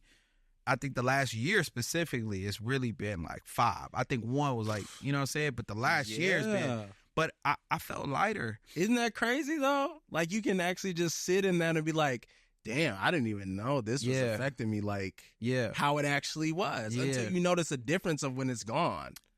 And I think that to now get into what we were talking about, which is being more social or, you know, whatever it is. I love Drizzy, but I think the no new friends thing is trash. Yeah. I think the no new friends mindset is absolute garbage. Yeah. I think it's trash. And it's different. It's different strokes for everybody. We not out here, again, and you said at the beginning of this, not a know-it-all. We know everything. Right. I'm just giving perspective. Shout out my girl Taylor. Yeah. She'll know what that is. Easter egg. Shout out 2 Decades Deep podcast. I'm just giving my perspective. And for me personally, the no new friends thing is trash. Yeah. I came up in middle of the nowhere, Illinois. Yeah. Born in Chicago. We moved out here, and I was born in Chicago, raised in the suburbs. Yeah. It's nothing out here but cornfields. Yeah. You know what I'm saying? We was in health class in freshman year, I believe. Could have been 6th grade. The first of either it was first in middle school or first in high school. I can't remember. Health teacher says 70-something% of you guys have already met your wife or husband, your spouse, or 70-something% of you guys are going to marry someone in a 30-mile radius of where we are right now. What? I can vouch. I said that ain't true. I said the hell with that. Yeah. 30-mile radius. What? Yeah, man. She not here, dog. Yeah. I was like, hell no. Yeah. in It's this just if town, you accept that or not. Is what you it know what I'm is. saying? And that tells y'all a little bit of the mindset of the school we went to, which we'll do an episode about suburban plight and all of that stuff. But I remember hearing that and just being like, that I had an adverse reaction to hearing that. You know what I'm saying? Yeah. And so I think the no new friends thing is absolute trash. I think some people have a great picker, some people don't. True. I've been very fortunate. I could do a really good job of just again 95% of the time I got that faucet on 100 and things are smooth. We're just having a 1% conversation today. And you know what I'm saying? You know what I'm saying? And so I say all that to say I'm now in a rebuilding stage of my social life. Yeah. And I have been for some time, and some people have noticed the change. Yeah. And some people, you know what I'm saying? I'm changing. I'm evolving right now. Yeah. And people are noticing. I'm noticing. I can feel it. And I think that I become extremely intentional with friends I wanna make. Yeah. Still extremely organic. I'm not manufacturing these relationships. Yeah. But I'm extremely intentional about where I hang out. Like it's criteria now. It's criteria now. Yeah. Well, it's things that I'm looking for because through the inventory, through, the self-awareness, I've set and where I want to go. Exactly. Because that was the whole reason why a lot of those relationships got left. I didn't see it 10 years from now. Well, this is where I want to be 10 years from now. Yeah. This is what I want to be doing. This is my North Star. I've got that established. And so I'm like, who's probably, you know what I'm saying? And now I'm looking for like-mindedness. Exactly. And I'm being extremely intentional on where I think I might find those people. And so far, I think I've been doing a really good job of like, yeah, I've got a lot of new friends in the last 6 to 8 months. Which is good, man. And it's good. And so far, the number one thing I can say is difference, a high regard, and a high level of admiration. The people that I've added compared to what I maybe didn't have previously, a ridiculous amount of admiration. Exactly. You do what? You spent your weekend doing what? Oh, you got this. Whoa, how'd you start doing? Oh, that's cool. Like, wow. I rock with you. Because it's fun to be in an environment where you can't keep living that big fish, small pond lifestyle. Yeah. And it's a lot more refreshing. And what you're doing is that you're starting to re-engage with life. Yeah. Because it's cool to be in the big homie spot, and you're always going to be that. But I think they call that like the law of like 33%. Yeah. But it's broken up like that for a reason. It's like 33% with people above you and 33% where people are at the same level as you. And then that last 33 is for the people that are in the past or looking to level up maybe to where you're at. And you take that however you want. I'm not shitting on people. But there are stages that people are in that you got to recognize. But notice, though, that for those 33%, so I guess 66 in total, is like, dude, you're with the relationships that are pouring into you, and then also relationships that are iron sharpening iron. Yeah. So you're getting poured into by big homies, and then you're also working on your craft. Yeah. That's the majority. And then that last 33 is going to be helping and sitting down with folks that are trying to get to where you're at. Yeah. But notice where your majority is, it's like the 80-20 too. It's like your 80 is going to be with you developing, growing, getting to where you need to go. Yeah. And then that 20 is like helping those other folks get to where they need to go. Yeah. But if we got it flipped and backwards and we're putting the 80 behind, you're missing out on so much growth. Exactly. You're missing out on opportunities and experiences and new friendships and then you're that old man with regrets. Like, oh, Exactly. damn, I spent my time doing this and that and this. Yeah. When I should have just took the leap of faith, got outside my comfort zone, and met my wife that day. Yeah. And I'm in the club now. I'm 50. Yeah. But it's because you didn't take that inventory, and then once you take the inventory, you can take the risk. Yeah. But you can't do that if you got dead weight. And That's just what it is. I think that this conversation was so important because as a young person, being 26 years old, young, being 26 years young, say being 26-year-old young, being 26 years young, I think the most important thing should be personal growth. Yeah, right now for sure. On the forefront of your mindset is personal growth. Yeah. And I think your relationships, it's cliche. I feel like it's cliche now, but the five people you spend the most time with is a reflection of you, and so I'm just obsessed with personal growth. Yeah. It's on my mind. I think about it every waking minute. Like, I just really think about what's the highest potential for me and how I could get there. Yeah. And so with that, definitely relationships is something that I look at. And so I think the no new friends thing is just bullshit. Yeah. And I love Drizzy, but it's bullshit. And I think that coming from, I don't even want to say rural Illinois, but like, you know what I'm saying? It's hard to explain where we come from, but just being in the burbs, like, this very limited, and there's just such a big, wide world out there with so many incredible people. And one of my favorite feelings to feel is being in the presence of people that I have admiration for. Right.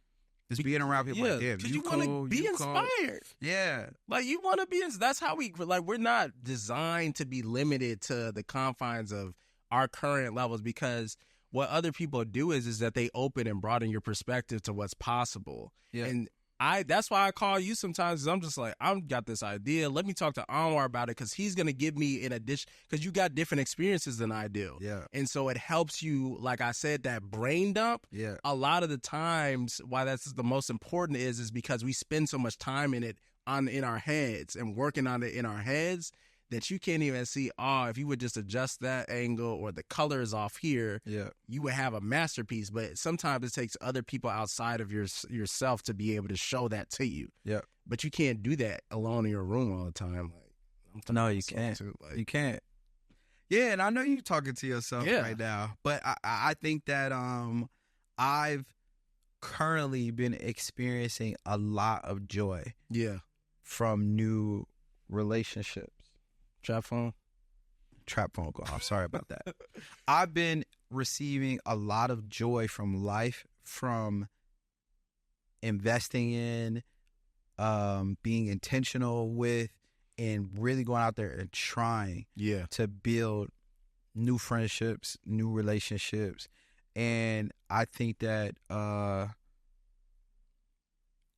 I've also accepted that maybe they don't pan out. Like, you know what I'm saying? I'm not in La La Land with this shit. Like, you know what I'm saying? I understand that not everybody gonna be the best man at your wedding. Not everybody, like, people just kind of come and go, or, whatever, but some may stick around and or to your point, what you gotta give me the quote again. What Pop say? Oh, it's we hurt ourselves more by thinking we mean more to people than we actually do. Right. You know what I'm saying? There's going to be so many situations where, you know what I'm saying, I don't mean as much to some, like, you know what I'm saying? Or understanding the hierarchy of it all. Like, I'm had 6 situations where maybe I was in the front row of their theater of life. Now I'm the new kid on the block, and I'm getting the nosebleed tickets. Exactly. But I'm all accepting of everything that comes with the journey of being 26, and having to be, not having these built-in lifestyles that I don't want to say manufacture, but bring about social, gathering and whatever. You have to actively go out there and decide, hey, I'm going to make a friend today. Exactly. You know what I'm saying? Yeah. And there's a lot that comes with that, and I'm open to all of those things. Mhm. And I think that more people should be. Yeah. I'm not going to let the fear of, oh, this person might backstab me, or how do I know if I could trust them, or whatever. Yeah, man. I'm also not going to be out here being a goofy. That's true too, though. You know what I'm saying? And I've gotten a lot of joy out of going out there and just meeting new people. Yeah. I'm also privileged that I have I think being social is built into what I do for a living. Well, yeah. You know what I'm saying? And Yeah. going out there and you know what I'm saying? So that's all. And come saying, I'll tell you a cool story. I fly to LaGuardia in New York quite often this year. I had never been in New York as an adult until June of this year. And now I've been 4 or 5. That was cap. I went to New York last October. That was my first time as an adult. Okay. Since then, I've been 6 to 10 times, somewhere in that range. Mm-hmm. So basically in a year, I've been in New York 10 times. And I always fly out of LaGuardia. And I always got a big old bag with a bunch of camera gear and everything like that.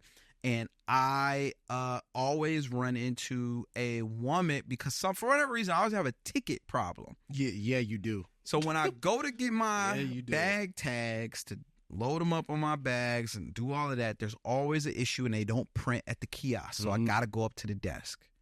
Well, who's there to help me at the desk? Because I always get a 9 p.m., which is the last flight out of New York, because I want to squeeze as much time that I have in that beautiful city. And so it's always the same time, same flight. She has the same schedule. There is a woman. I can say her name. Her name's Esra. Okay. She's from Turkey. She's the nicest lady in the whole wide world. And she makes my life so easy every time I'm, in LaGuardia. And so she and I, now we know each other. We locked in. And one of the last times I was in LaGuardia, I said, you know what, do you have, I had my camera hanging off the shoulder. She was like, oh, you do? I was vlogging, doing whatever. I said, yeah, I do social media. I work in social media, all this. For sure. Oh, where do you work? Da-da-da-da. So I'm explaining all the details to her. She's like, what? I don't know this, but everybody else I work with knows this account and they know this Instagram and they know whatever. I'm going to follow you. So she followed me on Instagram. Okay. I get on my flight, I go home, and I get a DM from Esra the next day, and she's like, hey, my son knows about the account and all the stuff. She's seen the stuff that you do, whatever. He thinks it's so cool. He has a YouTube as well, and he's trying to do his thing. He's 8 years old. Okay. And I said, well, what's his YouTube? She said, oh, he's actually, he checks it every day. He's at 98 subscribers. Okay. I texted Vlog and I said, hey, can you help me out with this? I gave him a subscriber and then I had Vlog give him a subscriber. Okay. And he hit 100K or 100. I was like, 100 subscribers. Okay. By his reaction, you would have thought he hit 100K. Hit a mil. So he sent a voice memo back on her account and he was like, oh, thank you so much. You have to let me know what you think of my YouTube and everything. So I actually watched 6 videos. I think you're hilarious. I didn't think I thought he was reposting other people's edits. This 8-year-old is actually editing this content. Wow. So I was super impressed. And then I was just in LaGuardia 2 days ago. Yeah. I saw Esra. I had to change my flight last minute. Okay. Because I was late because I was eating some Thai food and it just, as always. Look. So I changed my flight and I had to get a freaking middle seat all the way in the back of the plane. Okay. And I go to check my bag and then Esra says, hey, you don't usually fly middle seat. What, I said, I know it was the last minute. She was like, you want this exit row? I said, what? She said, yeah, I can put you in the aisle on this exit row. It's the only one open. If you want it, I don't want to, I said, yeah, I want this exit row. Yep. And she done hooked me up with the exit row. You know what I'm saying? But that's not again, you could just go to the airport, put your headphones on and just, you know what I'm saying? But I'm actively and intentionally saying hello, meeting people. I want more Yeah. friends in New York. Like, I just like New York. Like, you know, I'm just like I said, I'm just like that. I just give it good. Like, so to make that kid's day, to, you know, have that relationship with Ezra, like, you know, everything. Like, I'm just really enjoying making new relationships. That's so. Even Drake, I know he's y'all done got me started. He doesn't believe in the no new friends thing, cause that dude got a lot of new friends. Yeah. Whatever. Y'all about to give me on a tangent, but anyway, that's just one of the many anecdotes that I could share of small relationships to even larger ones that I'm building in these last 6 to 8 months that I feel like are really adding to my life. And I would say, like I said, I hate absolutes because I feel like there's a few that I personally hold, but I think if you live your life in those absolutes and those black and whites, like I said, you cut yourself off. My grandmother used to say, like, if you have a closed fist, like nobody can get anything out, but nothing can come in either. Yeah. Your fist is closed. And so I think that no new friends isn't like a blanket statement. It's just like no more new types of these friends. Like no more new types of these friends. That's for sure. Are we allowing in to take up space because there's so many meaningful relationships that not just get poured into you, but you have access to pour into other people now too. And that's what it creates. It's like this beautiful, like, reciprocal thing. Like that job I just told you about that I got was because of a relationship that I maintained. And it's just off me being a solid dude. Yeah. Now, I'm going to go do my thing in the interview because that's just what I do. Yeah. But I got the opportunity from checking in on somebody. Wow. Not getting nothing. Yeah. Just like, hey, bro, haven't heard from you. What's going on in your world? Shout out my homie Ryan, Canada. I know we've been going through it in the sense that I've been needing him to be my mouthpiece for the last couple of days to work some logistical stuff out at this new opportunity. But that's dude, Ryan, like when I got that job previously, he came in, he was under my mentor, and he was the guy for the young guys coming up. He was the point of contact. Like he's who the OGs, like he put him over the young guys. And so I come in as a new guy. And Ryan is under me and showing me the ropes of how things are going and how the company's run and how our mentor that we share is like how he wants things done. Yeah. And we really just kind of stuck to each other. And there was a lot of folks that came in and out. Ryan's like, I don't feel like it. Like they don't get it. You get it. Yeah. And so this is a relationship at an all remote company where we're like, there's folks in Australia, London, and the United States. Yeah. And Ryan's in Canada. He's in North America, but he's in Canada. Yeah. And I don't meet Ryan, but when we talk, we get on Zoom. Wow. We got these hour-long conversations we have, and then we finally met in Dallas. Yeah, okay. Physically. But it's all been virtual the entire time. Wow. Every time. But that's my guy. That's a testament. And so we meet in person at this company retreat in Dallas like 2-3 years ago, and he's excited, bro. He's coming. This is when trucker hats are getting big. He's got a trucker hat in arm for me. Oh, wow. For me. Oh, that's love. And it's plenty of people on the team that like, that's love. Yeah, you know, we work with each other, but he's like, nah, this is for J-Dub. Like when I see Whaley, like this is his because that's just my guy.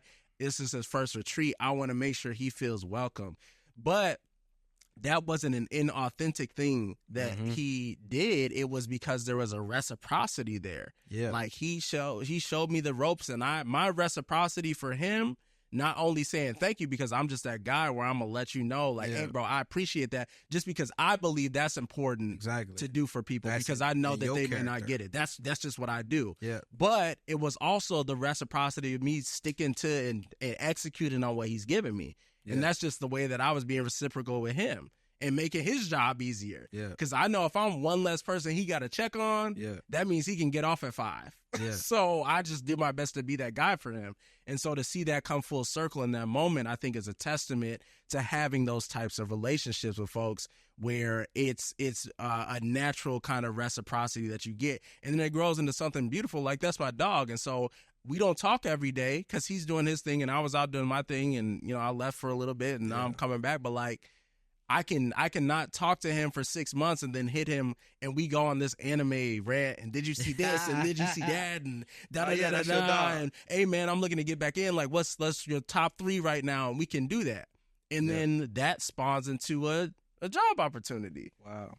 Off the strength of just being cool with each other. Not a like a I need you for this and I'm coming to get, like he knows I'm not coming to him with my hands over like Macarena. Like I'm not coming to him like that, bro. Yeah. I'm not coming to him like that. And he doesn't come to me like that. And then when it aligns, it just aligns. But you see that the timing is divine and it worked out because I was transitioning and looking for something and something found me. But it was because I was putting positive things out.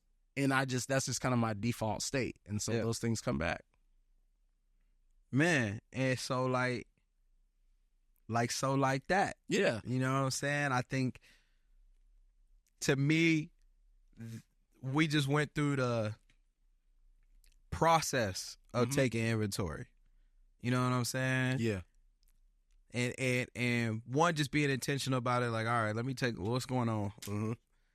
And then finding, maybe some needs some tweaks. Yep. And then deciding to actually make those tweaks. Uh-huh. And then okay, we made the tweaks. Well, where are we at now? Right, because now I got room. Because now you got room. And I think you get into situations where, and like I said, big or small, little interactions at the airport that happen every so often, to you know what I'm saying, checking in on your homie and then opportunities. Now y'all back in the lab and you know what I'm saying. So I don't know, man. I think that 26. I'm young, but I'm young, but I'm getting battle tested. Like I don't know how to explain it. Like you know what I'm saying. I'm a little more battle tested. Like I got some life. Yeah, definitely got some life experience. Yeah. Started several businesses, school, like everything. Like we got some life experience for sure. So youthful, don't know everything. Definitely still out here making mistakes. Right. Definitely got some communication things I need to improve on, and setting boundaries or whatever the case may be. But I feel like this is a relatable. You know, I hit you up because I know it was something that you had going on, but I think that across the board, someone's kind of encountered a similar experience or going through it right now, like 1,000%. Yeah, and this is kind of like this is our bat signal to that. Like, it's just kind of, I think, an awakening that needs to happen. And I think the key word is just like intentionality, and then also that awareness. But then I like to say AIE, intentionality, but then you have the awareness, and then you also have the execution of it. Yeah. So now it's like I got the information, but you really got to start. And like I said, it's an uncomfortable thing when you're in that mode of being that person that's always there for other people. It is uncomfortable. It's tough because it's like, am I hurting this person by me setting this boundary? But at the same time, it's like he hit me in my, like Mike couldn't stop that left jab last night. Like I'm getting hit. Yeah.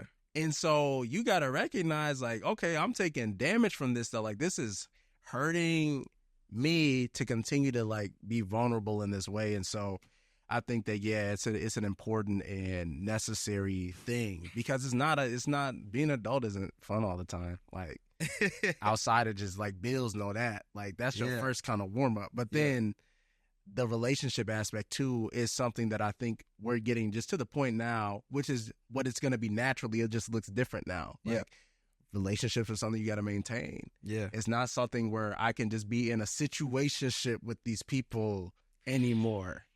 And a lot of y'all have a lot of friendships that you think are friendships that are actually situationships now. And y'all just talking. That's crazy. They ain't gonna claim you, and you still gonna be a +1 for this person. And they never gonna say this is my, or she's my, he's my, nah, that's my friend. Right. Like, and y'all gonna continue to be in that stage. And I think you're just kind of like, you get to this, you get to that, what are we? And now it's just like, you got to start recognizing, like, what are we? Because if not, you get in a mode where the behavior is just like, this is what we do. Like, you only hit me up when you exactly when you need me to, you want to go to an expensive restaurant.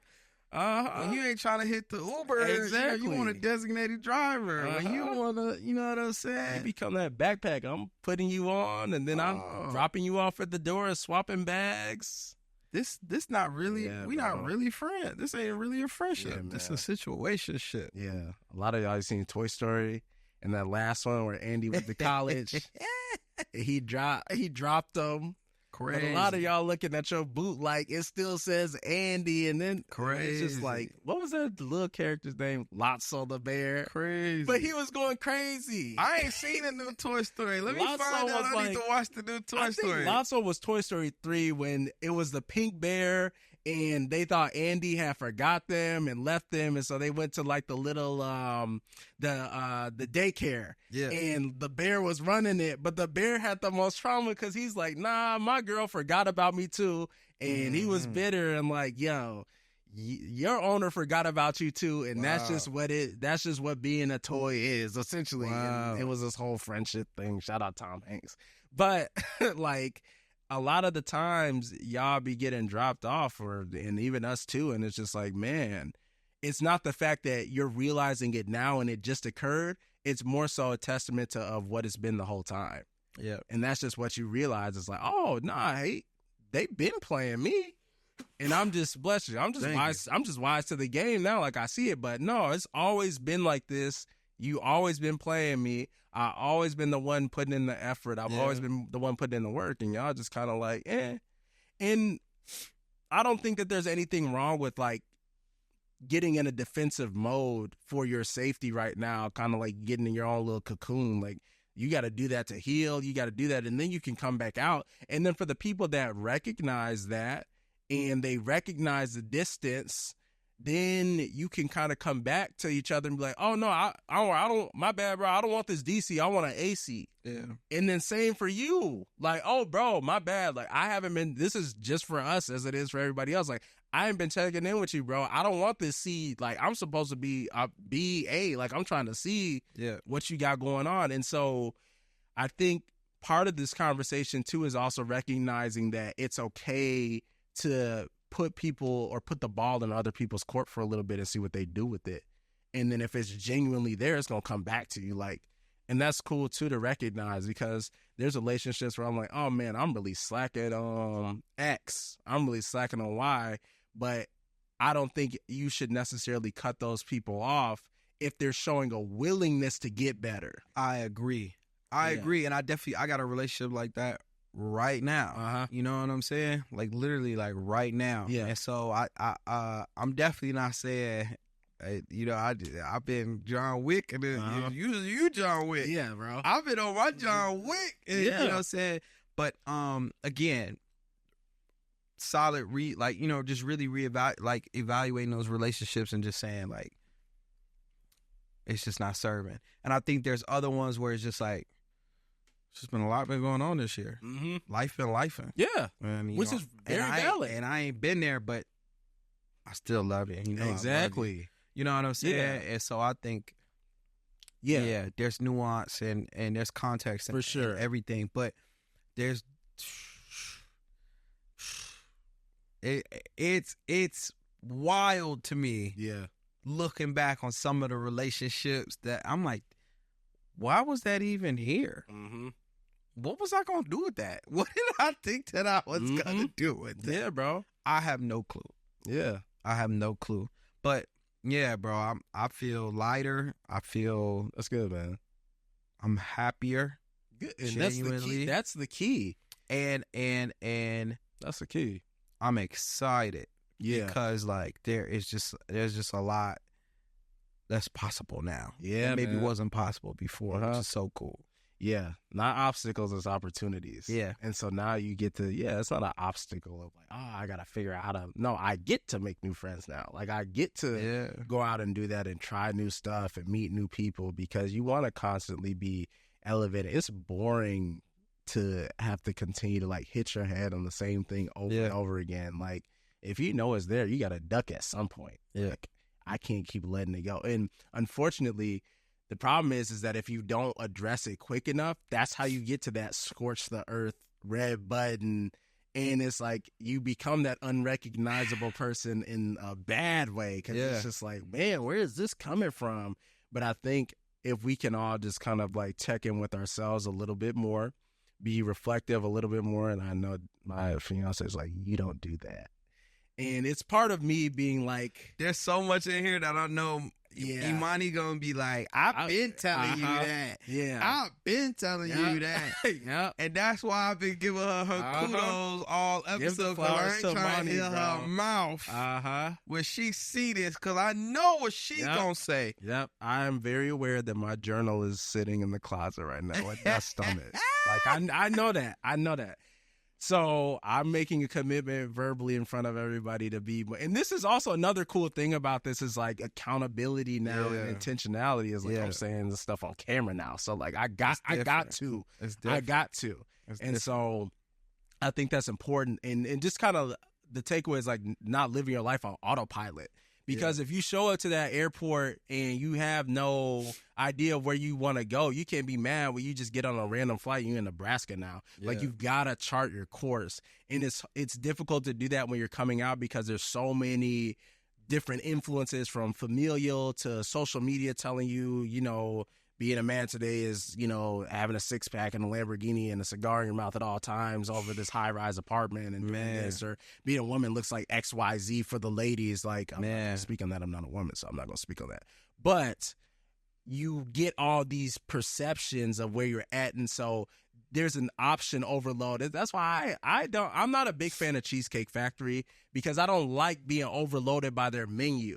Because all the pictures going to look good, and then you going through, and it's shrimp scampi and ribs on the same menu. Like, it's like, where am I going with this? And you got jambalaya and fried rice with orange chicken. Like, it's so many options, so you really have to quiet your personal noise, I think. But ultimately, the responsibility you have is just picking a direction.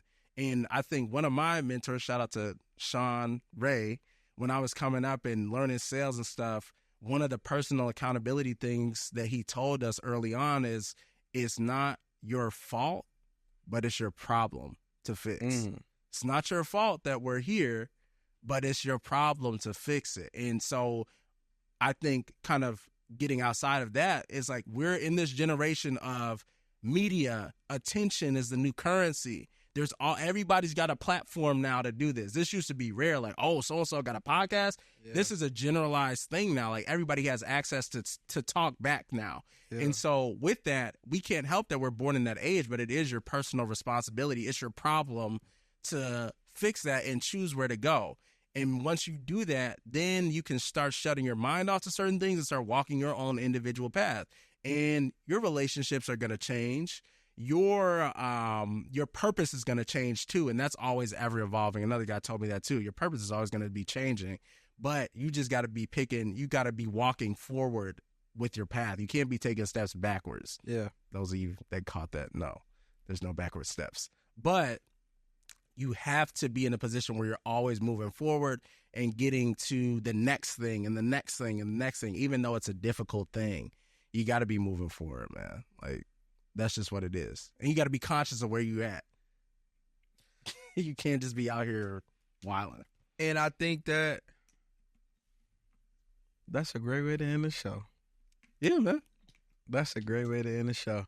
I was going to go on a tangent about this damn Mike Tyson fight. Oh, man. We got to save that. But that happened yesterday, just so they know. I'll just say I've never watched combat fighting. Mm-hmm. Like I ain't never really watched boxing. Mm-hmm. Seeing some highlights on YouTube, that's MMA or whatever. I've never really watched boxing. Not the Mike Tyson fight, but the two fights before. Ooh, the ladies were going crazy, bro. That was my favorite fight. I busted open, and then Barrios and Ramos going at it. There was a part when I was watching Barrios and Ramos that I was just like, oh, why are they doing that? Mm-hmm. I don't think I have the stomach for combat fighting. I'm about to sound corny, but like, you know, you fighting for something, right? You know what I'm saying? Like, I love fighting movies. Gladiator is my number one favorite movie. Yeah. The honor, the code, the respect. And I'm like, like, I just felt like you just watching, like, people are paying to watch two dudes whoop their ass in a ring, and he got a daughter. He's like a new dad, and I was just like, oh damn, it was cool the first round, seeing the technique, seeing an artist on a craft, like. Like in the jabs, and he's 6 foot, got a 76-inch wingspan, so the jabs was coming out so fast, but his arm was like really long, like just the technique and the art and the beauty of all of that. Yeah, I was like, wow, I was really into it. But then when they, like, first Barrios had the bloody nose. Yeah. Then Ramos got the bloody nose. And so then they was all bloody and they was tired. Yeah. And I was like nervous, like, oh, somebody gonna get out, like something going, and then something just hit me for like a quick 30 seconds. I was like, oh, I feel bad. Yeah. It was weird. I had like a weird little I get it, man. vibe to it. And so I don't know if combat fighting is for, sports. Combat sports are for me. I'm for on real. the opposite end of that spectrum. I love it because I like to see the battle of wills. Outside of technique, outside of, fighting style and money and all these aesthetics that we see, because it's very much a show. There's a show. Bro, I love the fact that I can see two people who have a goal in mind and personal pride for what they do, and I'm putting that to the test. And so I love when we get to the 6th and the 8th round, because I know they're tired. Yeah. I know, like, I wrestled freshman year and I quit that shit. And Barrios and Ramos were 3-minute rounds. Apiece, 12 rounds. Ain't no way. You in the 8th round. minutes. I cut open, blood coming down, bro. Right. So you could put that, like, you got 12 minutes of your eye busted open, your nose bloody, you bruised and battered, and you still got to keep going. I was watching the clock like, oh, when is this round gonna end? Like, I'm tired for them. I was watching the clock like, oh my God. And then you hear the and then the ding ding ding after, like, they do like the 10 seconds left. Yeah, you got the 10 seconds. Then I'm like, ooh, just get to the corner, just make it to the corner. I'm like, you know what I'm saying? So there was thrill for me. I just didn't have no relationship to the fighters. Like, I didn't know that. I turned on Netflix at 7:00 and thought I was gonna see Mike and Jake. No. They got the undercard. Yeah. That's how out the loop I was, bro. I've never, cause I ain't never paid for the pay-per-view. We're not really a sports family. Yeah. It's a female-dominated house, and we not watching that. We watching Love is Blind. Right. Okay, so that's crazy, by the way. Look, I'm like, I'm seeing Goyat. Freaking dry humping buddy in the 3rd round or whatever the hell that was. And so that was 6 rounds, 3 minutes, I think. Right. And so then, like, it was so different. Every fight was promoted, set up, and had different rules. Like, it was just interesting. And so from a case study and just me just curious about the world, that was cool. Yeah. With the Barrios one, I just was like, oh, damn, like, I had to just casually turn on the TV and get it. I didn't sign up for that war. Yeah, I feel that I saw. And I didn't know who they were either. Boxing, and it's so funny because I don't even watch sports heavily, but I've always been sports adjacent from my dad to friends growing up. So I'm not ever, like, out of the loop or can't enjoy it. Like, that dude, an old man, I talked to a 70-year-old old man yesterday getting my tire changed, and he's going in about every Chicago sports team and what's going on, and I just can kind of naturally get in that situation and talk to folks about it.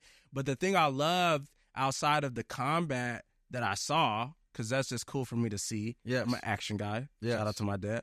But I love the camaraderie and mutual respect that they have for each other in the end. And they asked, I think it was Barrios, they asked a very unique question.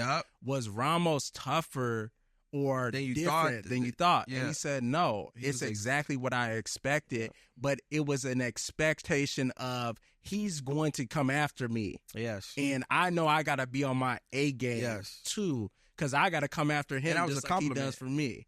That was a And compliment. that was a then respect and thing. and then Ramos came back and says, no need to talk shit. Yeah. Like, so he just kind of cut the air and was Exactly. like, we ain't no shit talking around here. I got respect for him. He got respect for me. We both put our gloves up and we battled it out. Yeah. It just was a moment for me where I was like, damn, these two dudes are just out here getting all, like, literally whooping each other's ass just for some bread, just for random people that, I don't even know that, you know what I'm saying? Yeah. And I was just like, it just on some, like, theoretical society, Shakespearean. I was looking in. What does this say about us? Exactly. As a, you know what I'm saying? I was just a little off put for a moment. I thought that you brought up a great point, and I think there was some like, wow, she's still, especially in that women's bout right before that was rougher than them, way rougher. And I cut up it. My mom had came home at that point, so we was watching together that one. And my mom had to look away. She didn't want to see her eye hanging. I was worried. I'm like, something gonna happen. Like, is it gonna just fall out? Like, I didn't know. Like, I don't know how to skin it. Like, I don't know what keeps everything together. I was really worried. And I'm like, oh, why they putting like Vaseline just in there? I guess that doesn't burn as much. It's just that I feel like when your adrenaline is that high, true, you don't even know. Yeah, you don't even know, which is the crazy thing, because you also see like the length of like the mind over matter thing really come into play. I think for Serrano especially, there was that moment. Are you good to continue? Yeah. Woo! That's a champion, bro. Woo! That's a warrior. She got robbed 1,000%. Yeah, that's a warrior. She got robbed 1,000%. Katie was great. Yeah, she put some combinations together. She was putting up numbers, but I thought Serrano was swinging. Yeah, bro. They were having a controversy about the headbutt thing. Yes. Her trainer, Serrano's trainer, came and was like, "Yeah, we'll do that again without." Yeah, that was cap. He spoke on it. It was cap. Roy Jones Jr. was saying that it wasn't that big of a deal, but some other people were. I think it was kind of. Twitter seemed to say, which I might be. No longer using Twitter pretty soon, but we're not gonna do that right now. That's the thing on this podcast. My brain just be going different ways. But they were seeming like the internet thought that Serrano won that fight. Yeah, but all of the judge, I don't know. That was interesting. But it was definitely from a willpower perspective. Yeah, where else? I think sports is like particularly. I think about track and field, and like we just had the Olympics and stuff like that. Yeah, I think a lot of that you get to see the mental toughness, and the willpower a little up close. I'm thinking like, where else in life do you get to see humans battling their own, their own mental, it's on display like that. I think sports is a great way to showcase that, and I don't know what other environments you get to see that happening. You know what I'm saying? Yeah, it's tough. Probably Gordon Ramsay's kitchen. Yeah. Those environments are crazy too. But yeah, it was interesting. Mike was 58 years old.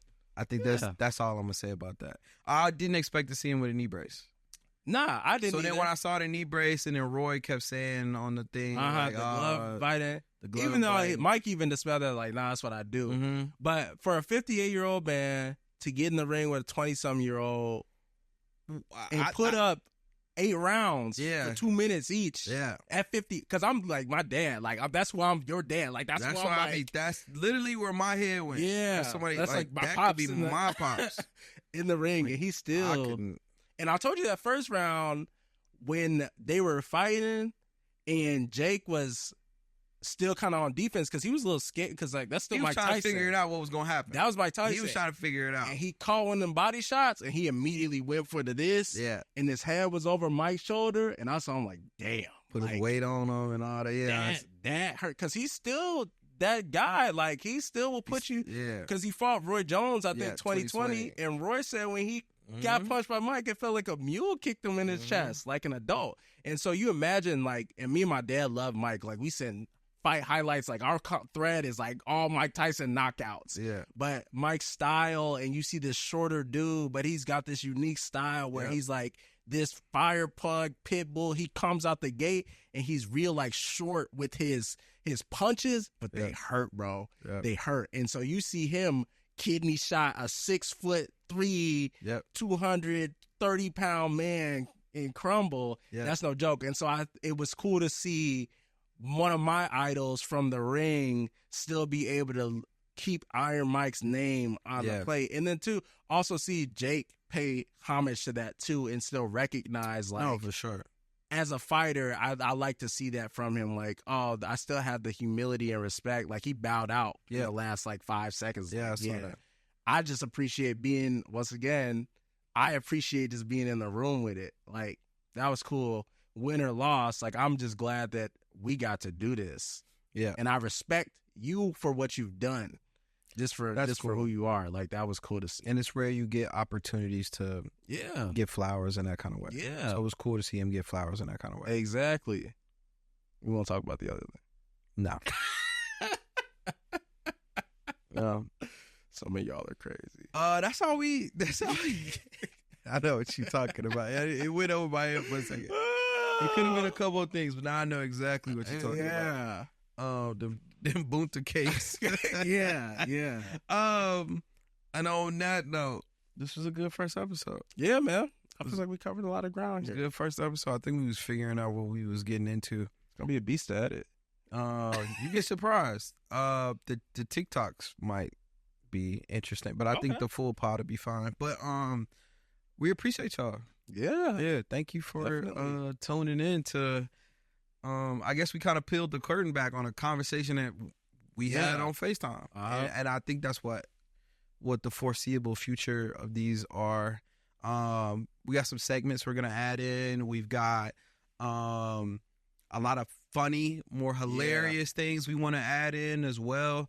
But we thought the inaugural episode would be very cool to just literally give y'all exactly why this all came about. Yeah. But we'll be adding in a lot more. This show will look a lot different. This set will look a lot different. Yeah, that's gonna grow. And This was all we talking about definitely growing and changing. a product of. We said we were gonna do something, And we did it. Like, that's and the we're first. just gonna do it. That's the first step. It's just like holding that accountability. And so Like, okay, let's this do is a product of not being perfect but being persistent. So that. more to come. We appreciate you guys. Hopefully we'll have a title for the show by the next time. We'll push for that. Daisha might have had one. Yeah. We'll see. We'll look into it after this. But I'm gonna say it again. Thank you guys. I appreciate y'all watching, and For sure. more to come. We'll see y'all soon. All right, y'all. Peace. Peace.